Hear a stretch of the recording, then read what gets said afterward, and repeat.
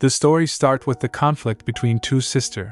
One of them wanted to snatch other's fiancé, and the parents also sport their rival daughter Catherine, but Duke Ian de Fried interested in Neris instead of Catherine. Catherine said, "I've changed my mind. I'm going to marry Lord de Fried. So give me back my engagement, Neris." Neris asked, "What does she mean? She wants to be his fiancé again? What's going on?" At another nearby location, father speaks. "Neris, you will be engaged to Duke Ian de Fried in your sister's stead." Neris replies, "Pardon?" Father said, "Admittedly, the position of Duchess is much too grand for you. But with the Empire at war, it's best to marry quickly. Go, and don't act foolishly.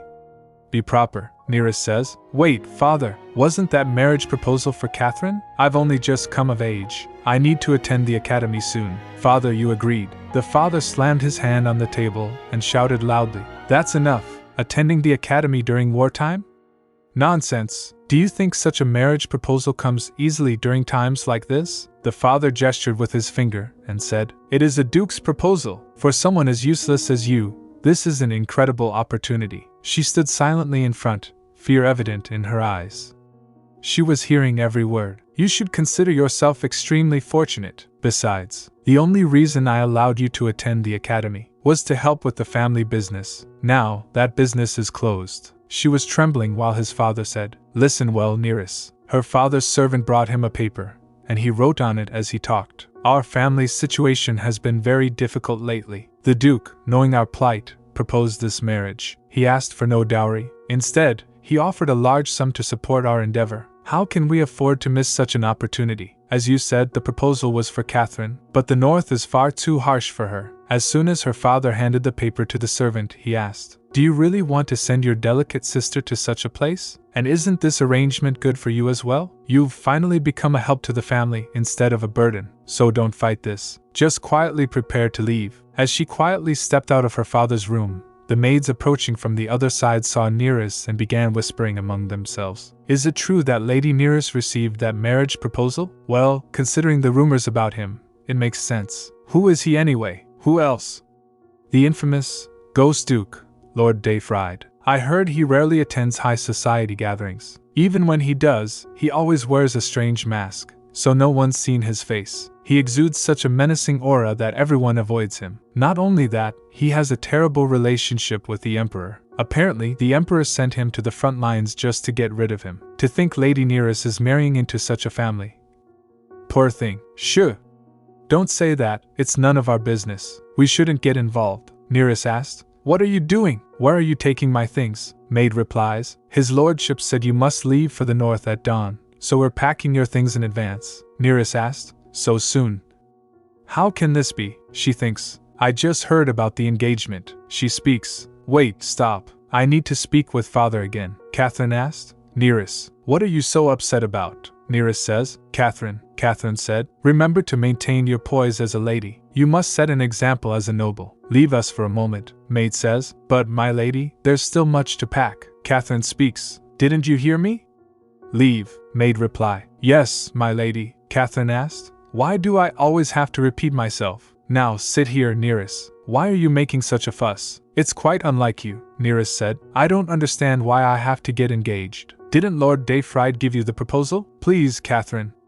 "If you could persuade father," Catherine asked while holding Neris's chin. "Neris, are you saying it should be me? You know as well as I that I'm destined to be the flower of high society in the capital. Do you think someone like me should go to that backward place? Does that make any sense at all?" Neris says, "But Catherine, I was supposed to attend the academy." Catherine asked, "I know, but isn't there an academy in the north too?" Neris said, "But they don't have a magic department." Catherine speaks, "Really? Don't tell me you have aspirations of studying magic? Know your place. How could someone as useless as you study magic? You have the tremendous opportunity to be a duchess." Neris asked, "Isn't this a good thing? Or maybe you could charm the Duke. Who knows?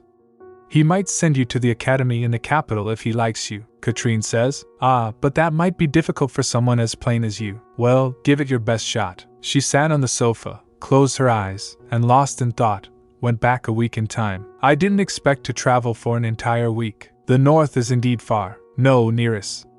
Stop with the negative thoughts. You're here at the Duke's estate now. This is a chance to start afresh. Even though the engagement was forced, I have no intention of backing out. This is my chance to escape the family who mocked and belittled me. I will change, starting now. I'll leave behind the quiet, passive old me. From today, I'll live as my new self. Ran her hand over the flowers and said, "How beautiful." Catherine speaks. I didn't know such pretty flowers bloomed in the north. Oh, you're finally here. You're quite late, Neris. Neris shocked and asked, Catherine, what are you doing here? Catherine said, you must be tired from the long journey. Have a seat. This will be your room for a while. Make sure you don't wander around at night. An impressive room, isn't it? I was surprised at how nice it is. Neris asked, Catherine, what are you doing here? Catherine replies, what do you mean?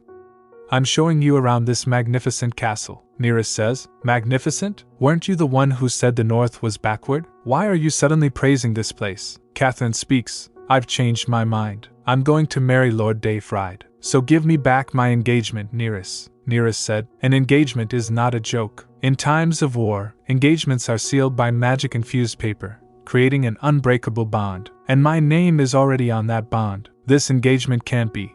Catherine says, I want to show you something. Keep quiet and watch closely. Catherine in flashback. Hello, I am Catherine Topana, the betrothed of Duke Ian Dayfried. Did the engagement letter arrive safely? Pardon? The letter has my sister Neris's name on it? Oh dear, it seems our father made a mistake while inebriated. As the eldest daughter of the Topana family, I deeply apologize. Oh, and my sister Neris will be arriving soon. She has been quite anxious since hearing about my engagement during the war. Don't worry, Neris will return home in 2 days. That's what I explained to the butler yesterday, so I'd appreciate it if you followed along with it. Neris speaks. Do you think the Duke will believe such a ridiculous story? Our family will be the laughingstock of high society. The Duke will never break off the engagement for such a reason, and I won't let our family become a subject of ridicule. Besides, you didn't even want this engagement, Catherine said. That's why I'm asking for your help. Whose fault do you think this is? If I could, I'd turn back time, but I can't. All I have is now, so just help me. That place was meant to be mine, Neris says softly. Catherine, what happened? Why are you acting like this all of a sudden? Catherine speaks. Sorry, I'm just so overwhelmed by this situation. But Neris, trust me when I say listening to me will be for the best. I got father's permission for this and the academy enrollment, so you just need to return home. That is, unless you have ambitions of becoming the Duchess? I trust that's not the case, dear sister. Neris thoughts. I thought it was over. Even after leaving home, my family won't let me go. Will I ever be free from them? Ah, forget it. I don't want to think about it right now. It's just too exhausting. A sudden flash of violet light illuminated the towering castle under the night sky. Time seemed to rewind, pulling everything into a haunting flashback. Norman says, Welcome back, Your Grace. Duke Dayfried asked. Is there a problem, Norman? Norman speaks. There's an issue with the engagement arranged with the Topana family. It seems the engagement letter contained the wrong name, Duke Dayfried said. Fiancé, Neris Topana. This engagement was a drunken mistake, and the eldest daughter originally accepted the engagement. Well, it doesn't matter who it is. What a pathetic family, Duke Dayfried thinks. What is that? It doesn't sound like Norman's knock. No other servants should be around. Could it be the young ladies of the Topana family? Norman surely told them not to wander the castle at night. What an ill-mannered lot. Let's take a look at the faces of this pathetic family's offspring. The Duke opened the door and asked, What are you doing there? Neris said. Excuse me, Duke speaks. Something's not right here. What are you? The Duke touched her face. He thinks, is she sleepwalking? She came all the way up to the 4th floor in her sleep. It's impressive she made it without getting hurt. But getting her back to her room is the problem. The Duke lifted her into his arms and said, I have no choice. Pardon me. I'm just taking you to your room. So stay still. She says, All right. Duke asks, Are you Neris? She replies, Yes. He speaks, answering even in your sleep. I'm honored. Are you my fiancé? She replies, Yes. He says, Your sister said this engagement was a mistake. When she stayed silent, the Duke said, Not answering difficult questions, I see. She speaks. Yes, he said. How clever. He laid her down on the bed and said, Good night, Neris. When the beautiful morning light fell on her through the window, she woke up and said, Where am I? She thinks, Right. I arrived at the Duke's castle yesterday, and my sister, why did she suddenly change her mind? She didn't want to come to the north at all. No, it doesn't matter why. I'm not going back home, ever. I realized something the day I left home. As long as I belonged to House Topana, my life would forever be controlled by my family. I would always be a tool that could be discarded at any time. And that's the last thing I want, she said. I don't care what happens to the engagement. I won't act according to my family's wishes ever again. When Neris entered the room, Catherine, sitting at the table, said, You're late, Neris. Even if you're tired from the long journey, you should be respectful. This is not our home, but the castle of my fiancé,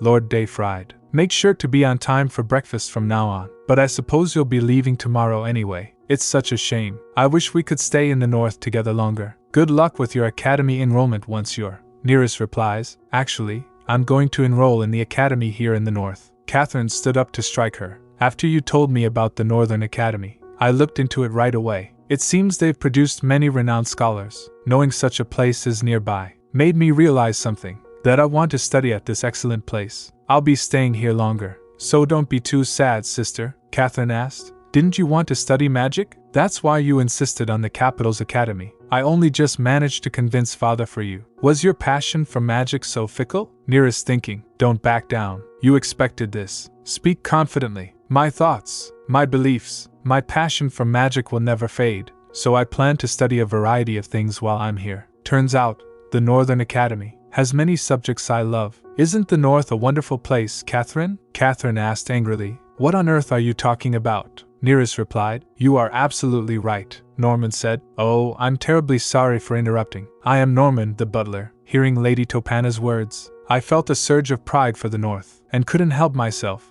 Please forgive my intrusion. Neris speaks. It's all right, Master Norman, Norman said. Please, just call me Norman, Lady Topana. Neris says. I will. Please be at ease around me too, Norman. Catherine thinking. What? Why is she acting so confident all of a sudden? And why is that butler being so kind to her? At this rate, she'll take everything from me again. No, this time, it's mine. It's my place. I won't let it be taken from me like in my miserable past life. Catherine flashback. My name is Catherine Topana. I've always been perfect. I had the charm to be loved by everyone. People adored me, calling me Lady Topana, a cute blossom. But I wasn't the only.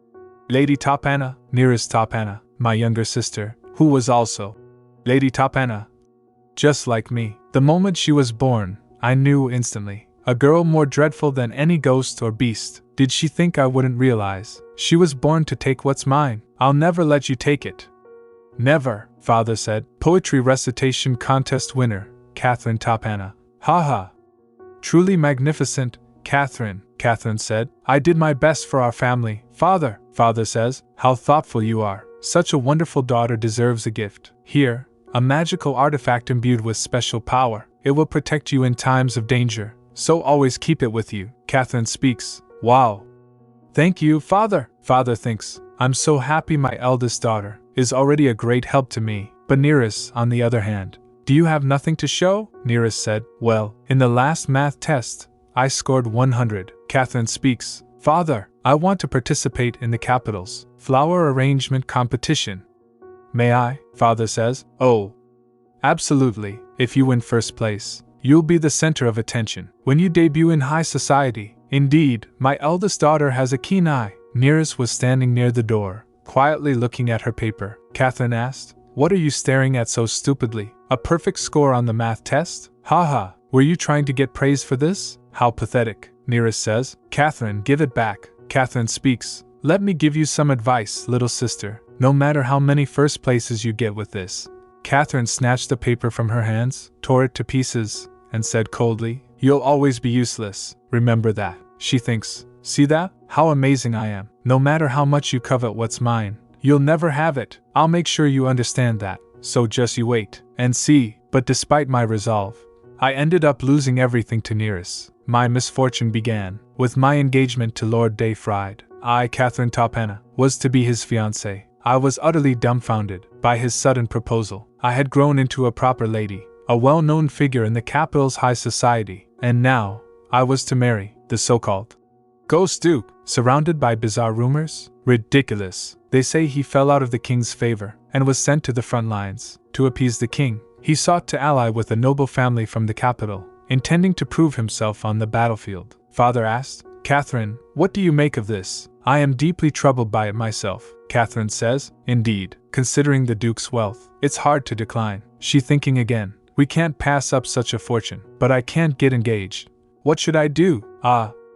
I know, I can have Neris take my place, my pathetic sibling, who always loses to me. This is the perfect chance to get rid of that eyesore completely. Besides, Lord Dayfried might die in the upcoming war with the Western Kingdom. They say he barely survived his last battle due to a grievous injury. We must secure his fortune before he dies. We'll push for the marriage contract as soon as the Duke returns. If he dies, Neris, as his wife, will inherit everything, and with her under our control, his entire fortune could be ours. What a golden opportunity. She speaks. Father, how about arranging this engagement with Neris? Father asked. With that troublesome girl? She replied. Yes. It will benefit our family greatly. Trust me. Just follow my plan. She thinking again. Now that the engagement and Neris are dealt with, nothing stands in my way. My future is bright indeed, but that decision turned out to be my greatest mistake. People are making noise and shouting. We have won the war. Hooray! Hooray! Long live the kingdom of Gideon, the lady said, in recognition of Duke Ian Dayfried's heroic deeds, leading us to victory. He is awarded the Empire's first Medal of Honor. Now that our kingdom has become an empire, the Emperor wishes to maintain a good relationship with the Duke. Other one says, so we can expect to see the Duke and Duchess frequently in high society. That's wonderful, Lady Topana. Your sister, the Duchess Dayfried, must be thrilled. Catherine speaks. Indeed, I am truly happy for her, servant said loudly, presenting Duke Ian Dayfried and Duchess Neris Dayfried. Catherine thinks, no, it can't be. Is that really Lord Dayfried and Neris? Someone said. My goodness, the Duke is nothing like the rumors. How incredibly handsome, like a sculpture, truly. Other one speaks. And the Duchess is so beautiful, so elegant and overflowing with grace. They are truly the stars of this ball. Catherine thoughts. It was supposed to be mine. That perfect man, the envy of everyone. That position, admired and coveted by all. It was mine. I was the rightful owner. Neris took everything from me. Having lost everything to my sister, I fell into despair. I kept replaying that shocking day in my mind, and drowned myself in alcohol every day. Unable to bear it, my father secretly accepted a large sum to marry me off to an old marquis from the West. Realizing this too late, I fell into despair again. She think, if things continue, I'll be manipulated by this insidious man forever. I must escape. Neris, it's all because of that devil of a sister. That greedy wench ruined my life. I will never let her get away with. What's happening? Is this how I die? No. It can't end like this. If only I had another chance. Give me a chance to reclaim what was taken from me by my dreadful sister. Just one more chance. How dare she? She already stole what was mine in the past life. Now she dares to defy me? Strange. She was never this arrogant before. Why is she suddenly acting different? Could she have realized that I've returned? Ha! That's impossible. How could that dull-witted girl know my secret? Catherine said. She's just acting a bit differently, for whatever reason. It was thanks to this lovely magical artifact that I returned. I still have an advantage over Neris. This time, I will have it all. Everything is mine. I will never let Neris take anything from me. Neris said in present day. Ha! I'm so tired. I didn't expect the luncheon to be so exhausting. Neris thinking, is it because I defied my sister for the first time? This is bad. Until the Duke returns, I'll have to keep facing her. Can I hold out until then? Emma says. Lady Neris, it's Emma. I've come to deliver a message from Lady Catherine. Neris reply. From my sister? She think, is she still angry about the luncheon? She opened the door. What did she say? Emma speaks. It's all in this letter. Please read it now and I will deliver your response. Neris thinking again. What could she have written? Neris reading the letter. To my sister Neris. Today at lunch, I noticed your table manners and social etiquette were a mess. To correct your shortcomings, join me for breakfast tomorrow. You must learn now, so that when you meet my fiancé, the Duke, I won't be so embarrassed. So, be sure to come for breakfast tomorrow. Your concerned sister. Is this simply because I talked back a little? You are always so consistent, sister. Ever since we were young, if I didn't listen to you even for a moment, you would immediately tell our parents and get me in trouble. You would drag me to gatherings and make me mess up on purpose, turning me into a laughingstock. In the end, unable to endure those situations, I always had to apologize to you, even when I did nothing wrong. I thought it was because I was so pathetic. Looking back, it was all your bullying. Still, I thought you wouldn't torment me here, since this isn't home. How naive of me. But I refuse to stand by and take it anymore. I won't, Neris said. Emma, tell my sister I will definitely be at breakfast tomorrow, and that I'm looking forward to it. I'd be most thrilled to receive her etiquette lessons, Norman says. It seems the top Anna ladies are not on good terms. Duke de Fried speaks. A family quarrel in an empty castle. How utterly pathetic, Norman said. With all due respect, Your Grace, it seems the younger Lady Top Anna enjoys our estate very much. Moreover, she mentioned taking Carlisle Academy's entrance exam. From what I heard, she has a great interest in magic studies. Perhaps when you formally return you could, Duke de Fried says. Norman, this engagement was purely out of necessity, nothing more. Don't put too much significance into it. Norman replies, Yes, Your Grace. I understand. He was sitting at his table, writing something, as if he had lost himself in thought. I know that sound. Could it be? Duke said. It's you again. Neris. He thinks again. I had a feeling it was you. To think you'd come here even in your sleep. Surely, you won't be like this the entire time you're here. That would be troublesome. He speaks. We'll worry about that later. Let's get you to your room first. He thinks. It's a relief you didn't wake up midway. You really are a handful, my lady. If this keeps happening, it will be awkward for both of us. I should tell Norman before I return to the battlefield. She woke up from her sleep and held the Duke's arm. Is she awake? No, she's not. She grabbed me in her sleep. That startled me. Wait, it was pure luck that she didn't wake while I brought her to her room. What if she wakes up if I move now? I'd have some explaining to do. That would be awkward indeed. I'll just wait. She might move in her sleep again. If she doesn't, and she wakes up in the morning, I'll disappear right then. She'll think it was all a dream. Neris spoke in her sleep. No, please, don't do this. Please, I'm sorry. Forgive me.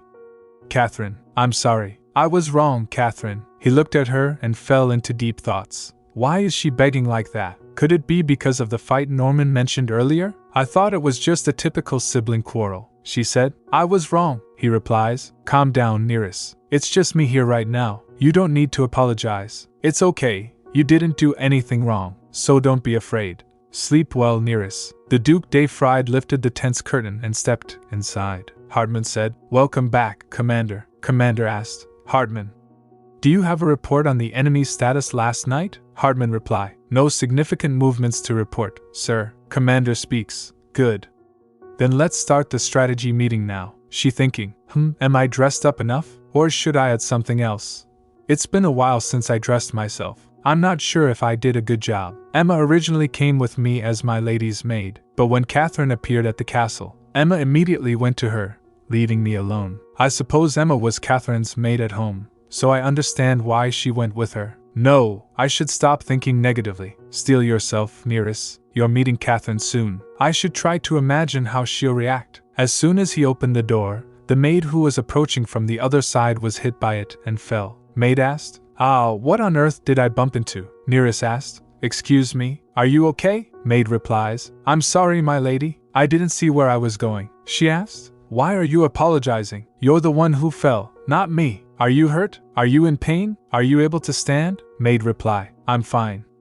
Really, she said. That's a relief. I'm truly sorry. I was lost in thought, and clearly not paying attention. Maid says. Oh, my lady, please let me do it. She speaks. It's okay. It was my fault you fell. Besides, we'll clear it much faster if we work together. Maid said. Thank you, my lady. She added. Haha, not to worry. My, this is certainly a lot of laundry. Isn't it too heavy to carry by yourself? Maid reply. Oh, it's fine. I usually carry much heavier things. She asked. Really?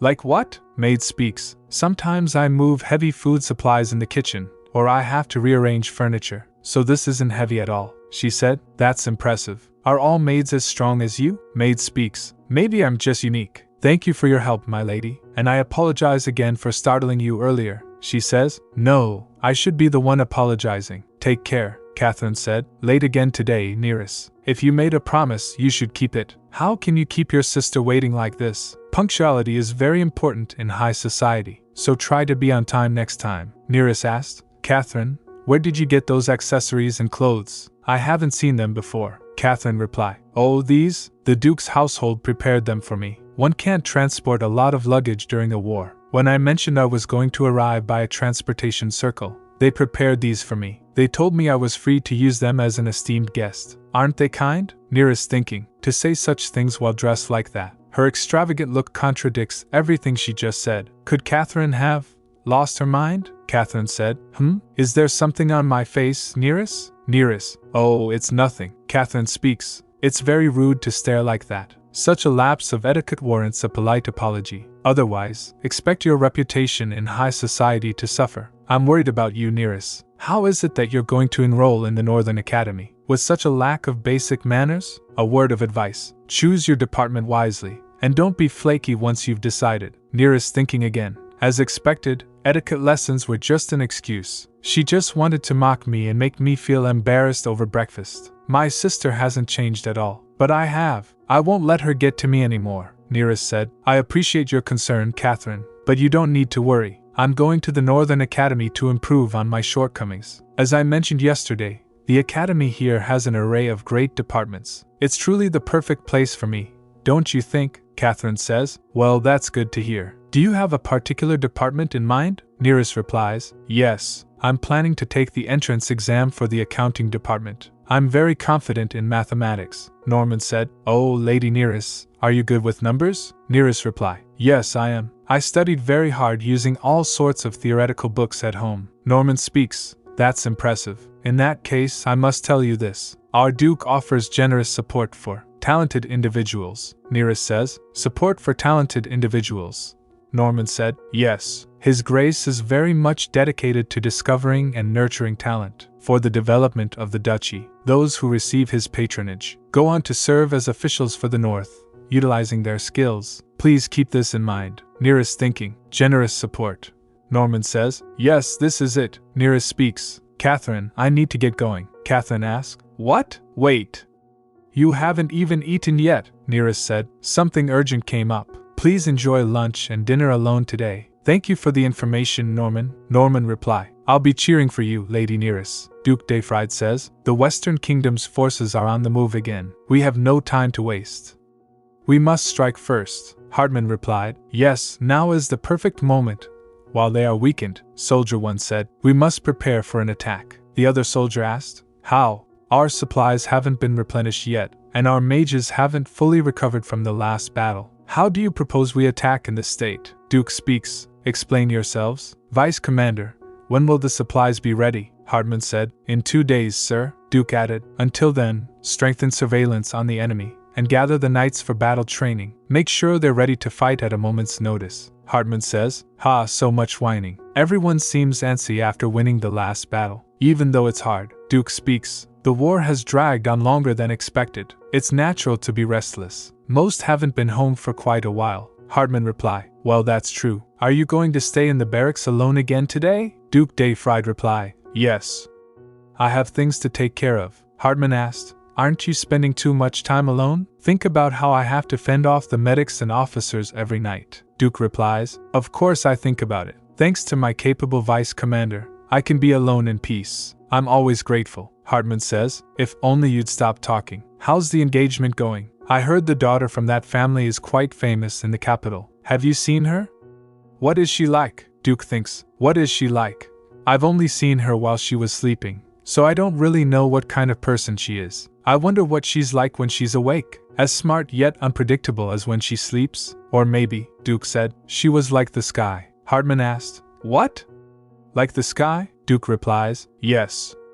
Just like the sky. Completely unpredictable. With sky blue eyes. Neris wrote its own application and started reading it. Applied to this academy for magic and the future of this nation. All right.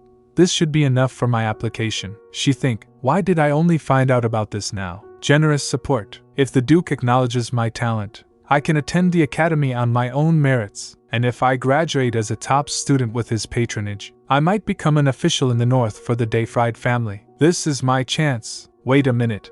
If that happens, I'll have to see Catherine around, won't I? She'll be the Duchess by then. I never cared about this engagement in the first place. But my sister always wanted the title, she said. Would she let me be? She'd likely still torment me. Whatever. I'll deal with it when the time comes, Norman says. Lady Neris, if it's not too much trouble, may we have a word? She speaks. Yes. Just a moment. What is it, Norman? Norman reply. Allow me to show you to your new room, my lady. She thinks. Wow, what an incredibly luxurious room. It's even warmer than my previous one. Did they use magic stones for heating the furniture? Or is it Norman asked. Do you like it? She replied. Oh, yes. I love it. Thank you so much for giving me such wonderful accommodation. But Norman, why did you change my room? The previous one was already excellent, Norman said. Embarrassingly, we discovered too late that there was a heating issue in your original quarters. To make up for any discomfort caused by my oversight, we decided to move you to a better room. Please enjoy it, she says. I was never uncomfortable, so don't worry too much, Norman. Norman speaks. Thank you for saying that. Jean entered the room and said, Mr. Norman, I brought lunch. Norman replied. Come in, Lady Neris. There's someone I'd like to introduce. Neris said. You're the one with the laundry. Jean speaks. Allow me to formally introduce myself, my lady. My name is Jean, and I've been assigned as your personal maid. Neris says. Oh, I'm so happy, Jean. Jean replied. The pleasure is all mine, my lady. Norman asked. I take it you two know each other already? Neris replied. Yes. In fact, Jean almost got hurt because of my mistake. Jean said. Technically, it was my fault, my lady. Neris speaks. Nonsense, the fault was all mine. Norman. Haha, I see. Jean, let's prepare the meal now. Jean says. Yes, sir. Neris asked. Where does that door lead? Norman speaks. It's a decorative door. It's been here since the mansion was first built. She thinking. So, some places have doors just for decoration. This place is fascinating in so many ways. Duke speaks. It's better not to wake a sleepwalker but to gently guide them back to bed.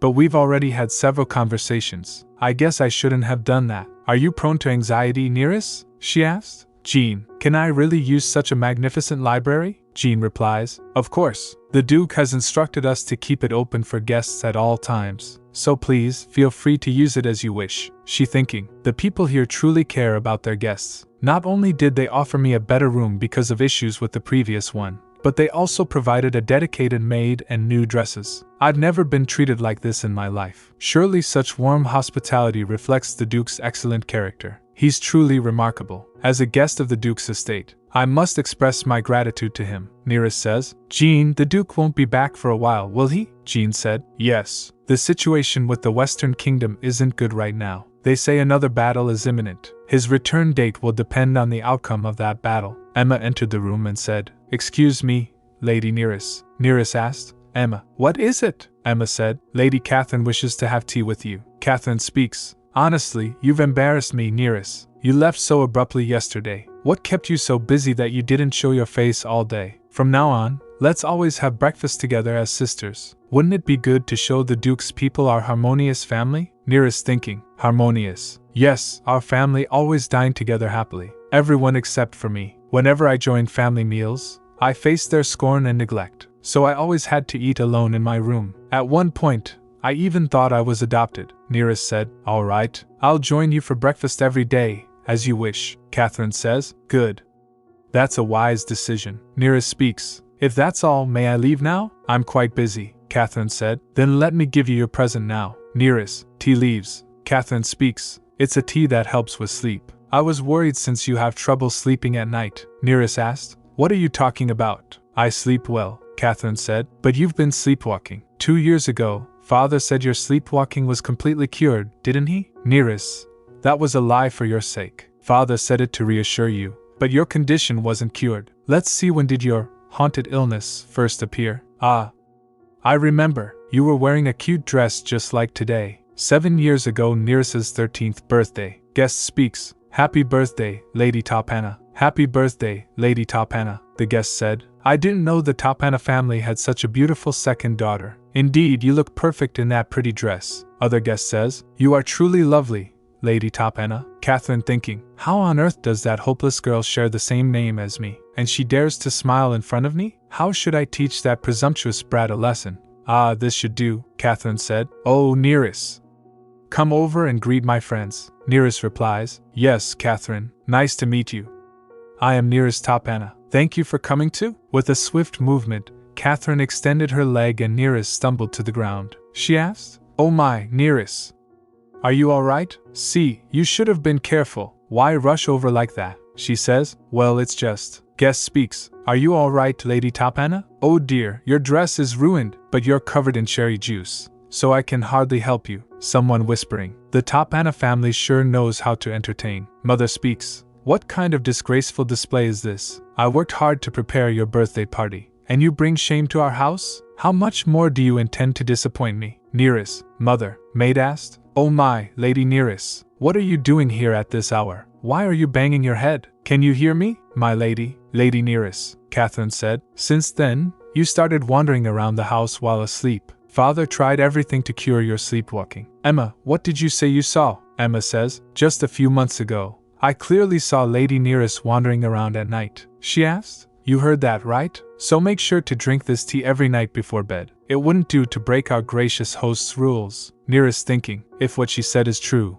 I might have been wandering around the Duke's estate at night these past few days. If so, the Duke's people would have seen me, and they would surely report my sleepwalking to the Duke. If that happens, I won't be able to become a northern official. I won't even get into the academy. I need to act fast. I need to find out if Catherine is right about my sleepwalking, she said. This greenhouse is truly amazing. It's the middle of autumn, and the freesias are blooming beautifully. No wonder it's famous even in the capital. Maybe it's because I didn't see Neris this morning, but this place feels even more special, she thinking. It's truly absurd, acting out just because we're away from home. Scaring her with talk of sleepwalking was a good move. Next time, I'll make sure to properly teach her a lesson. No matter how much she struggles, she'll realize that I'm the one in control. She asked, Did you call for me, Lady Top Anna? Thank you for coming, Norman, Norman said. I heard you had something to ask me, she replies. Yes, there's something very important I need to know. Does the Duke have a private transportation circle in the castle? High-ranking nobles or wealthy individuals in the capital usually have such circles in their mansions. I assume the same would apply to my fiancé. So surely the Duke must have secretly returned to the castle at some point, right? Please tell me, Norman. I'm so worried about him that I can't sleep at night. Or at least let me know when he uses the transportation circle again. She thinking again.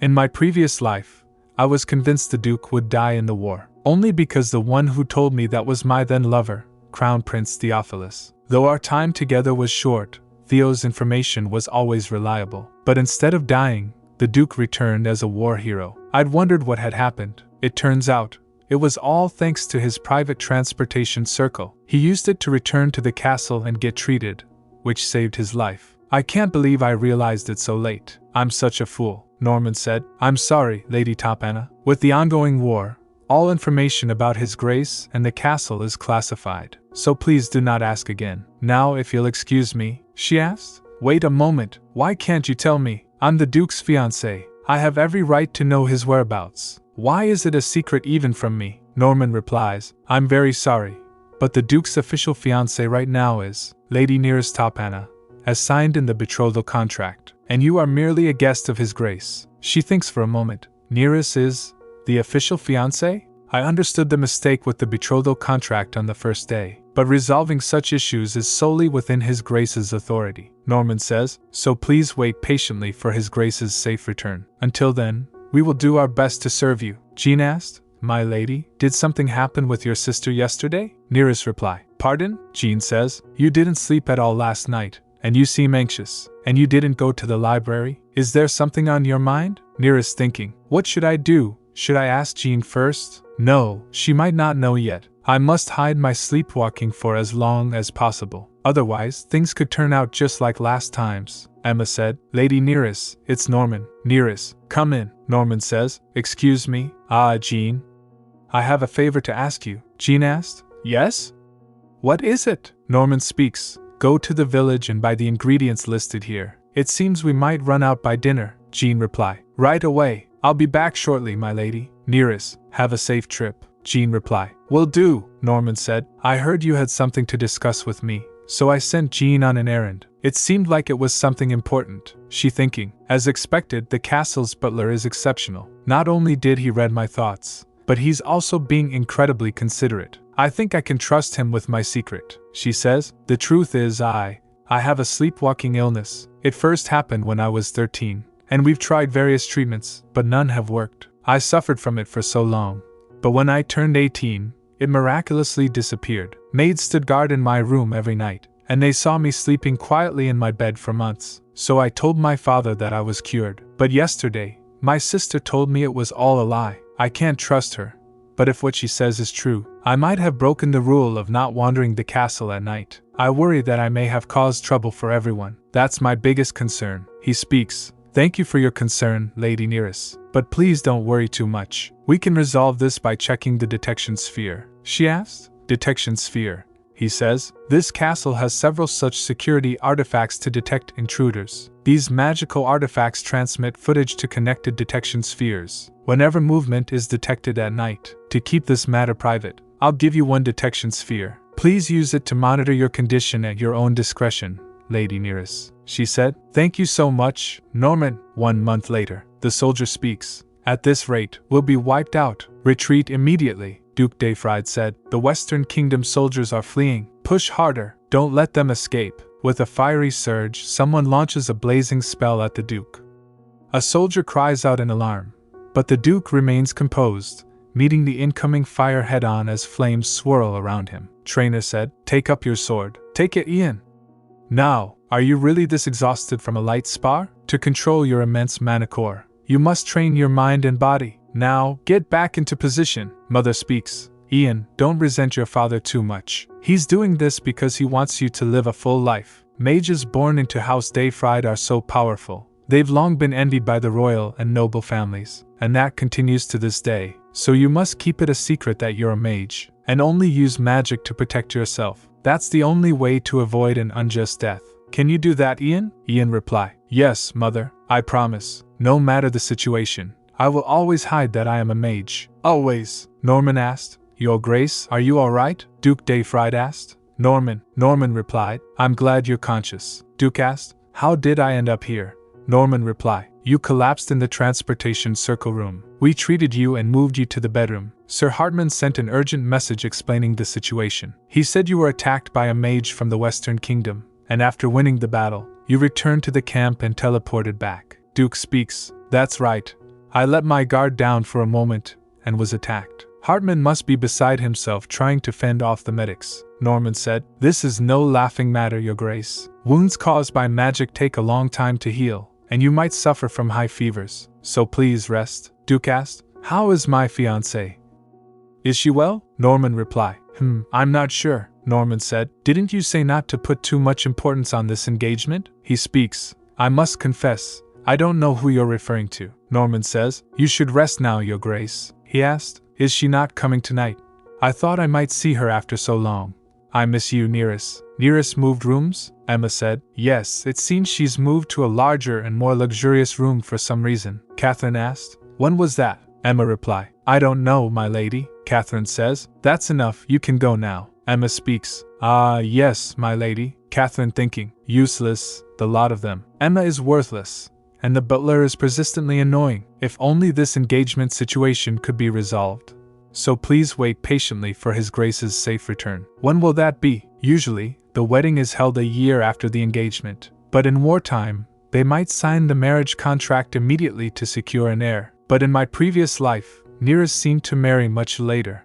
Damn, I can't remember the exact timing. Back then, Father kept pressuring me, because the Duke wasn't dying quickly enough. So I deliberately tried not to care about the North. She said, He sold me and Neris off for money, and had the nerve to be angry. Well, what could I expect from someone who already lost his fortune in business? Anyway, even if I don't know much about the North, I'm still more suited to be Duchess. She think again. Historically, the North has always felt distant from the capital, both physically and psychologically, with little cultural exchange. If someone like me, who has close ties to the capital's nobility, becomes the Duchess, the North will no longer be isolated. Lord Dayfried must know that. So, naturally, he will choose me as his wife when he returns. She says, but something's missing.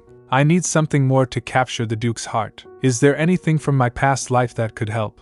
The Dayfrieds once had a magic stone business. Toward the end of the war, they started an innovative business with magic stones in the North. The capital was buzzing about it, and everyone began to see the North in a new light. I'll start that business first, and if I succeed and present it to the Duke, you have proven your dedication to the North, and are truly worthy of being my wife. Why didn't I think of this sooner? I should write down all my memories and organize them. Let's see. We have about a year until the end of the war. Within that time, I need to succeed in the business, and deal with Neris once and for all. She thought, though I haven't seen her for a month. After scaring her with that sleepwalking story, It seems she has no intention of returning home. I suppose it's understandable, considering her empty family life. She spoke suddenly. If the reason she's staying here is because she doesn't want to go home, then I just need to create a different place for her, right? Now it's time to swap the stick for a carrot. Norman asked. Can you see last night's events, Lady Neris? Neris replied. No, I can't see anything. So the sleepwalking was a lie after all, Norman said. That's a relief. Neris speaks. Thank you for lending me the detection sphere this past month, Norman. Jean says. My lady, Lady Catherine has invited you to join her for breakfast. Catherine asked. What kind of men do you like? Strong and well-built? Kind and delicate? Or perhaps a slender, handsome young man? Tell me, my dear sister. Tell me, Neris. What kind of men do you like? Neris asked. Why do you ask? Catherine said. You should start meeting someone, but you lack experience. I'm worried you won't know how to choose a good man. Neris thinking. She has a point. My kind of man. That would be, Neris says, a mage. My ideal man is a mage. A mage would understand the practical application of new magical theories, wouldn't he? We could experiment together right away and share our opinions. I'd love to have a mage by my side. Catherine speaks. Hold on, Neris. Wouldn't having a friend who's a mage be enough? Neris. What? Catherine says. An ideal type means someone you could develop romantic feelings for, not just someone to satisfy your academic curiosity. Understand? Neris replied. Yes, I understand, Catherine said. Then let me ask again. What kind of physical features do you prefer in a man? Neris added. Well, I don't think it really matters how he looks. Catherine speaks. Neris. A man's appearance is very important. So answer seriously, okay? Neris says. I haven't really thought about it, Catherine added. You've attended several social gatherings with me. Try to imagine based on those experiences. Neris says. Well, a very handsome and charming man, Catherine said. That's too simple. Answer properly. Neris speaks. But Catherine, the reason I love magic is quite simple too. When I was struggling with sleepwalking, I found a book in our library by chance. An anonymous mage's theory of magic. Even though it was covered in dust, it shone brightly. I couldn't take my eyes off it.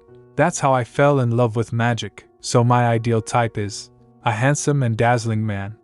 I'm exhausted from my sister's pestering. Why is she acting like this all of a sudden? Talking about men and romance all day, Catherine asked. How about a dependable man with a charming smile? You can't act coy when you're dating. You have to be proactive, even if it means kissing him. Neris said. Kissing? I don't even have anyone I'm interested in. How could I do something like that? I have no idea what my sister is thinking. She think, what is this gentle patting? Is someone beside me? Sparkling red eyes. He's incredibly handsome. Something about him seems familiar. The Theory of Magic book. The book must have transformed into a human, Neris says. This is amazing. You're my favorite thing in this entire world. Thank you for coming to me. Duke speaks. I'm glad to hear that, Neris. Neris think again. I'm so sleepy. I wish I could just sleep here. That's right, my sister said to kiss him. She said, come back again sometime. Promise me. Duke Day fried thinking. Neris, I was worried about how you'd manage at night without me. It seems you found your way back to your room. I'm so relieved. For a moment, I thought it would be nice to get caught. I must be out of my mind. Revealing my presence would only cause trouble for both of us. Norman asked, Your Grace, is there anything else you need? He replied, I'm fine. Norman speaks. That's a relief. Also, Sir Girolamo Poltron has come to visit today, he said. Poltron? Norman speaks. A viscounty in the Dayfried Duchy, with whom we've had no contact for the past 80 years. He currently lives in the capital, serving as a knight in the Royal Knights. He has come to see you out of respect and curiosity, having heard of your leadership in the recent war. He has requested to stay at the castle for a few days during his travels. What should we do? He asked. Where is he now? Norman replies. He is currently in the library, speaking with the Top Anna sisters. He says, since I'm officially absent, we have no choice but to take him in for now. But I'd like to get a look at him. Sir Poltron speaks. Oh, you are my love. A fire of passion burns all for you, Catherine said. That was a wonderful serenade, Sir Poltron. Sir Poltron replies. Thank you for the compliment, Lady Catherine. Catherine asked. What did you think, Neris? Wasn't it splendid? Neris replies. Yes.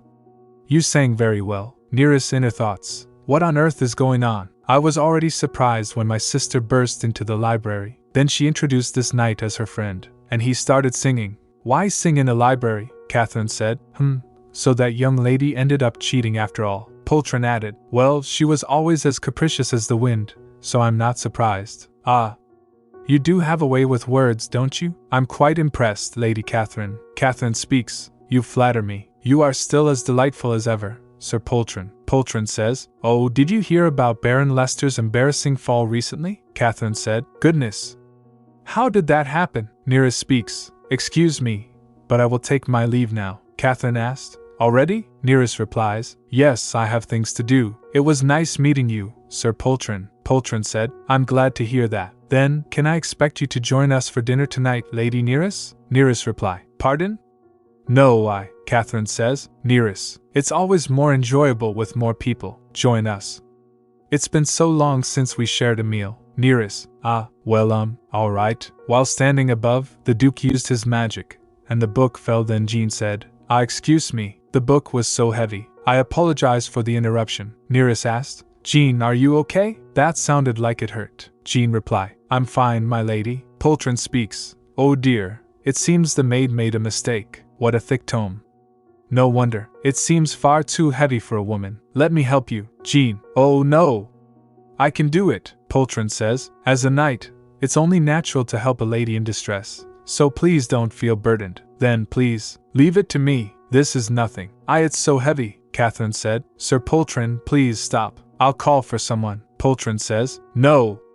I can do it. Jean was watching silently when the Duke used his magic. Norman asked, Your Grace, didn't I insist on you taking absolute rest? He said. It was an urgent situation. Norman speaks. Don't lie.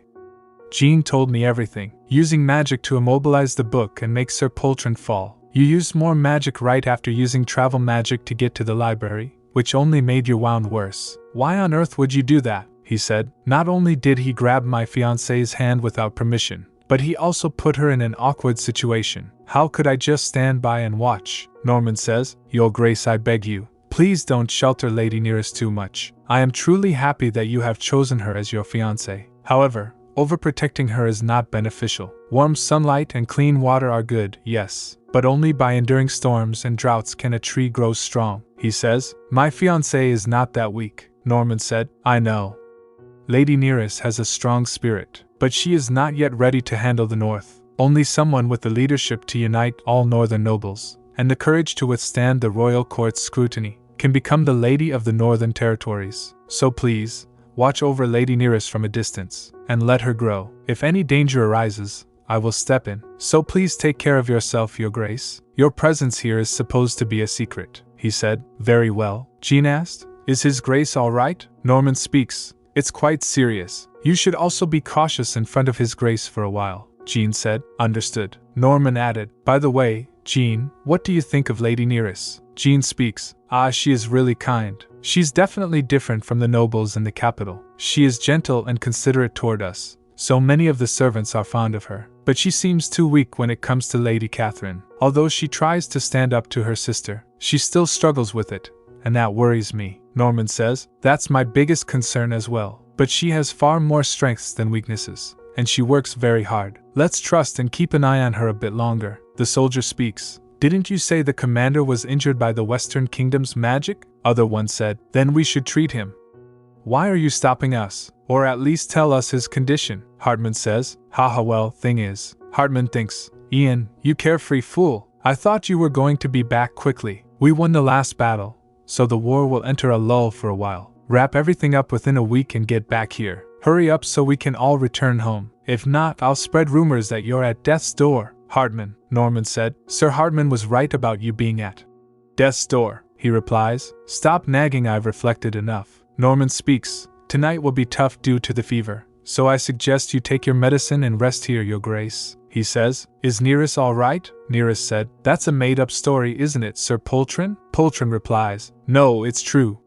Here, take a look. These strong-arm muscles are proof, aren't they? Since then, those thugs have made sure to avoid me. Catherine says. I admire your confidence, my lord. Don't you find Sir Poltron amusing, Neris? Neris replies. Yes, very amusing. Neris' inner thoughts. Now I understand what my sister is planning. Right now, she is trying to matchmake me with Sir Poltron. That's why she talked about men all day yesterday, Catherine says. A man's appearance is very important. Neris thinks, I don't know why she's doing this, but I should be careful not to fall for her schemes. Catherine said, this place is strange in many ways. Even the night rules Catherine told me about. No wonder it's called the Ghost's Estate. I wouldn't expect any less from a place with such an eccentric owner. Oh my, are you trying to frighten the soon-to-be bride of House Day Fried? Poltron says, haha, that's not my intention. It's just that our families are closely tied, so I've heard many stories about this place. When building this castle, the first duke, who was a mage,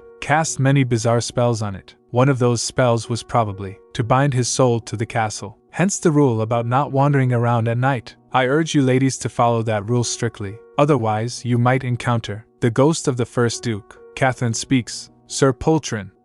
Don't just like that, Poltron says, I'm sorry, but that's why the capital's nobles avoid the Dayfried family. Neris calmly said, so what if the ghost appears? Personally, I would thank him. I've read all his books, and they inspired my dreams. Catherine asked, do you feel such a kinship with a ghost? You've always been strange, Neris, but that's going too far. I'm sorry, Sir Poltron. My sister is a bookworm with no social etiquette. Poltron smiling and said, it's all right. In fact, I'm touched by Neris's warm heart. Neris speaks, you are very understanding, my lord. Then you should leave, Catherine. I won't. I will stay and welcome him, Catherine said. You really?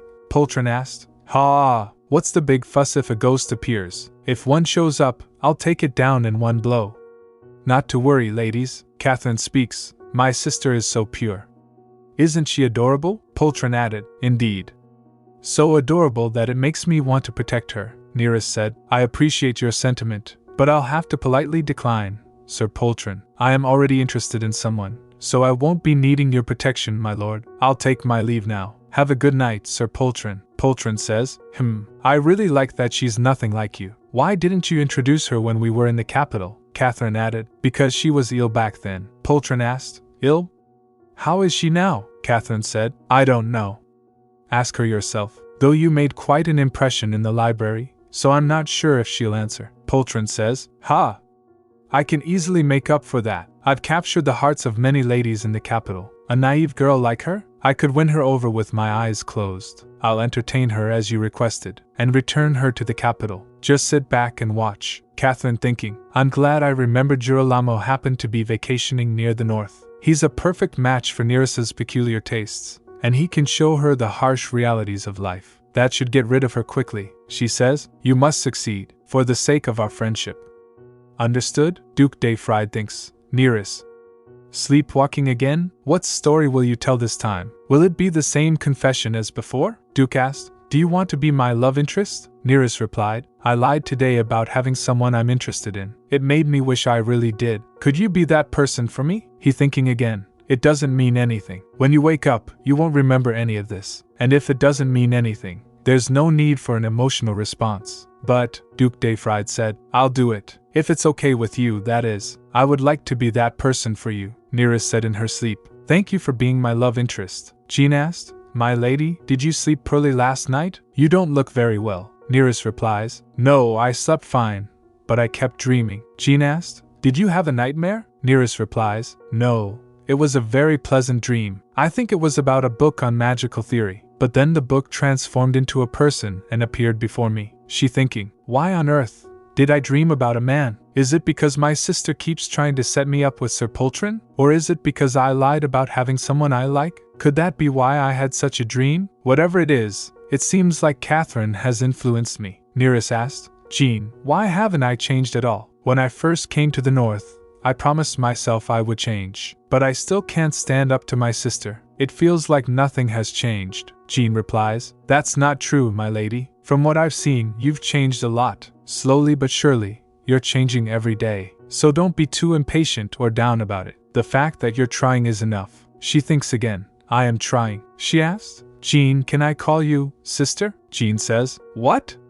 No, you can't, my lady, Neris said. Why not? You're 3 years older than me, and I've heard that nobles and servants are close in the north. Jean speaks. Well, yes, but they're not like family, more like advisors, Neris says. Then I'll just think of you that way. I won't call you sister, but you'll be one in spirit. Would that be all right? Jean said. Only if it's in spirit. Neris thinking. From the pleasant dream about the magical theory book, to the incredibly kind people of the north, Every day here has been so exciting. I'm so glad I came, Poltron said. You look exceptionally beautiful today, Lady Neris. The sky is as clear and blue as your eyes, perfect weather for a walk. Would you care to join me? It'll just be the two of us, she says. The north is indeed colder than the capital, he asked. If you're cold, Lady Neris, may I offer you my coat? She replies. I appreciate the thought, Sir Poltron, but I actually quite like the cold northern air, so I would prefer to enjoy this refreshing day to its fullest, he said. I see, she thinking. I only came because he was so insistent. She speaks. I want to walk alone, he added. Won't that be boring? Let's walk together. She thinks again. Maybe that was a mistake. I even lied about having someone I like yesterday. I guess that wasn't enough to deter him. This time, I should be more clear. Poltron asked. Do you like the north, my lady? Neris replies. Yes, I do. Why do you ask? Poltron speaks. To tell you the truth, I was quite surprised when Lady Catherine became engaged to Lord Dayfried. The main reason the capital's nobles avoid this place is because of the former Lord Dayfried. The previous dukes of the north were already reclusive, which strained relations with the royal family. But the former Lord Dayfried acted so much in his own interests that he fell out of favor with His Majesty. To make amends for his father's mistakes, the current duke took the lead on the battlefield. It's a shame the son has to suffer for the father's foolishness. Duke Ian Dayfried is truly a pitiable man. Neris, that's strange, Poltron said. Right, the north is strange. She speaks. I mean, you are strange, Sir Poltron. Didn't you say yesterday that our families are deeply connected? But listening to your story, it doesn't seem that way. And I distinctly remember saying that I like the north. So I don't understand why you're telling me this. Well, it's just that you seem so unaware. Poltron speaks. Unaware about what, exactly? Many things. Lady Neris, you've just come of age. Yet you don't seem accustomed to socializing. You haven't attended many gatherings, have you? She thinks. That's true. My sleepwalking started when I was young. My parents were too embarrassed to let me go outside, let alone attend a debutante ball. But I studied social etiquette diligently through books. I guess that wasn't enough. Sir Poltron, while holding Lady Neris's hand, said, Lady Neris, don't worry. I'll teach you everything, she said. Let go of me. He grazed a finger over her lips, teasing her, and said, I'll teach you everything you don't know, since you're so adorable. He grabbed Neris's face, so she stomped hard on his foot with her shoe. He said, Ouch.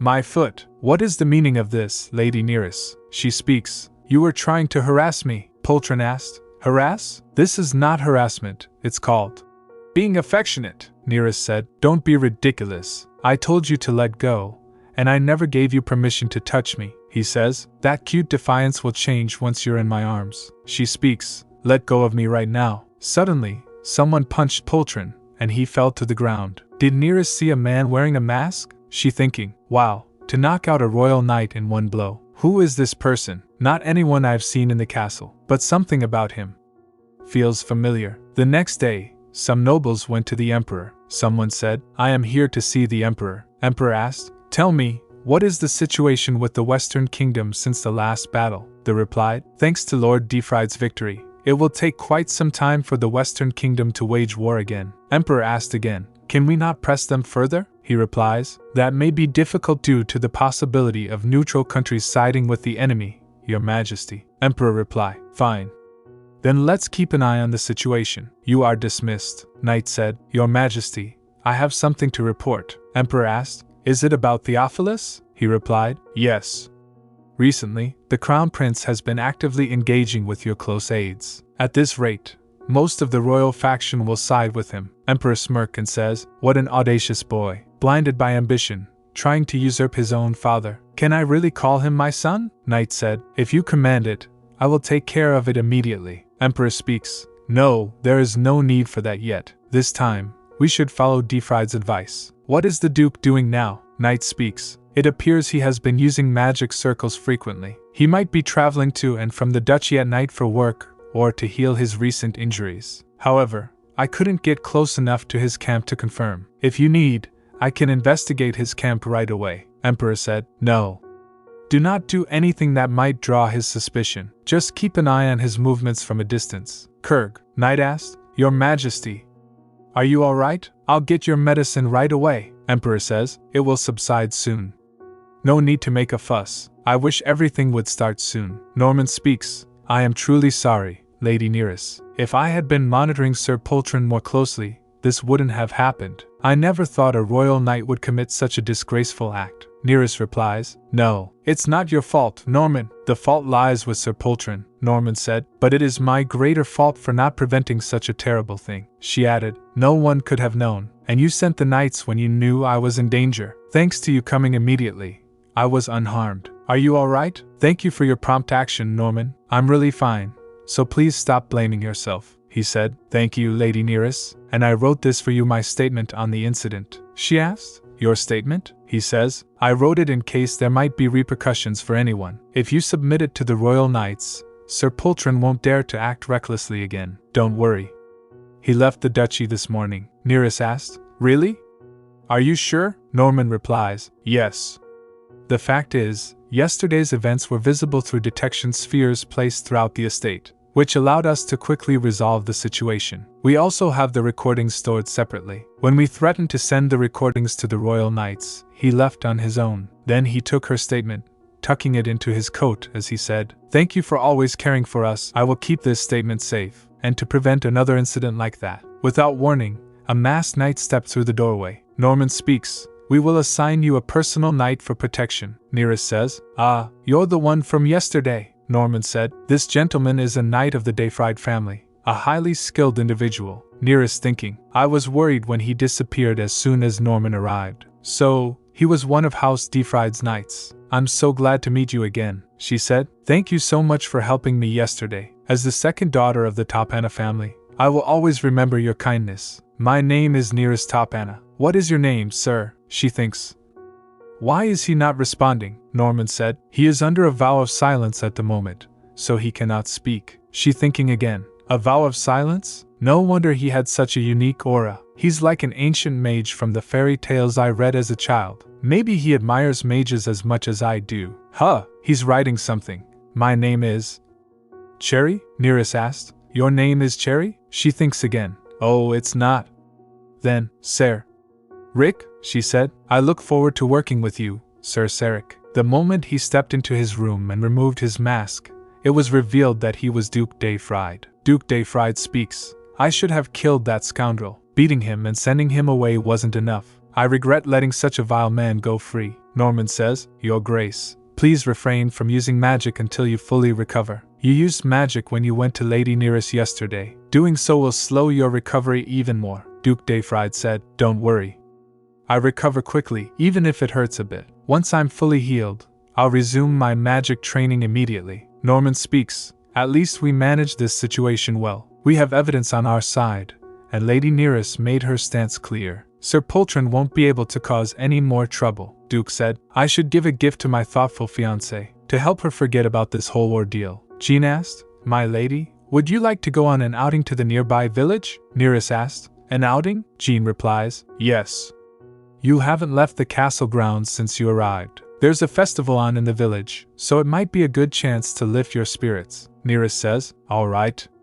I'll talk to my sister about it. Jean asked. Why would you do that, my lady? Neris asked. Won't she be going too? Jean replies. You can go and enjoy it on your own. Neris says. On my own? She would never allow that. Jean speaks. You could sneak out. You don't need her permission for something like this. Neris thinking. Why did I think I needed her permission? I suppose my parents never let me go out alone. They always insisted I go with my sister, but not anymore. Neris says. All right. Let's go, Jean. Jean reply. Oh, I can't go. Neris asked. Huh? Why not? Jean speaks. I have to stay here and cover for you, but the dependable Sir Sarek will accompany you instead. Neris says. But that'll be awkward. Jean replies. Don't worry. He's not as odd as he seems. The awkwardness will fade once you start having fun. Just trust me.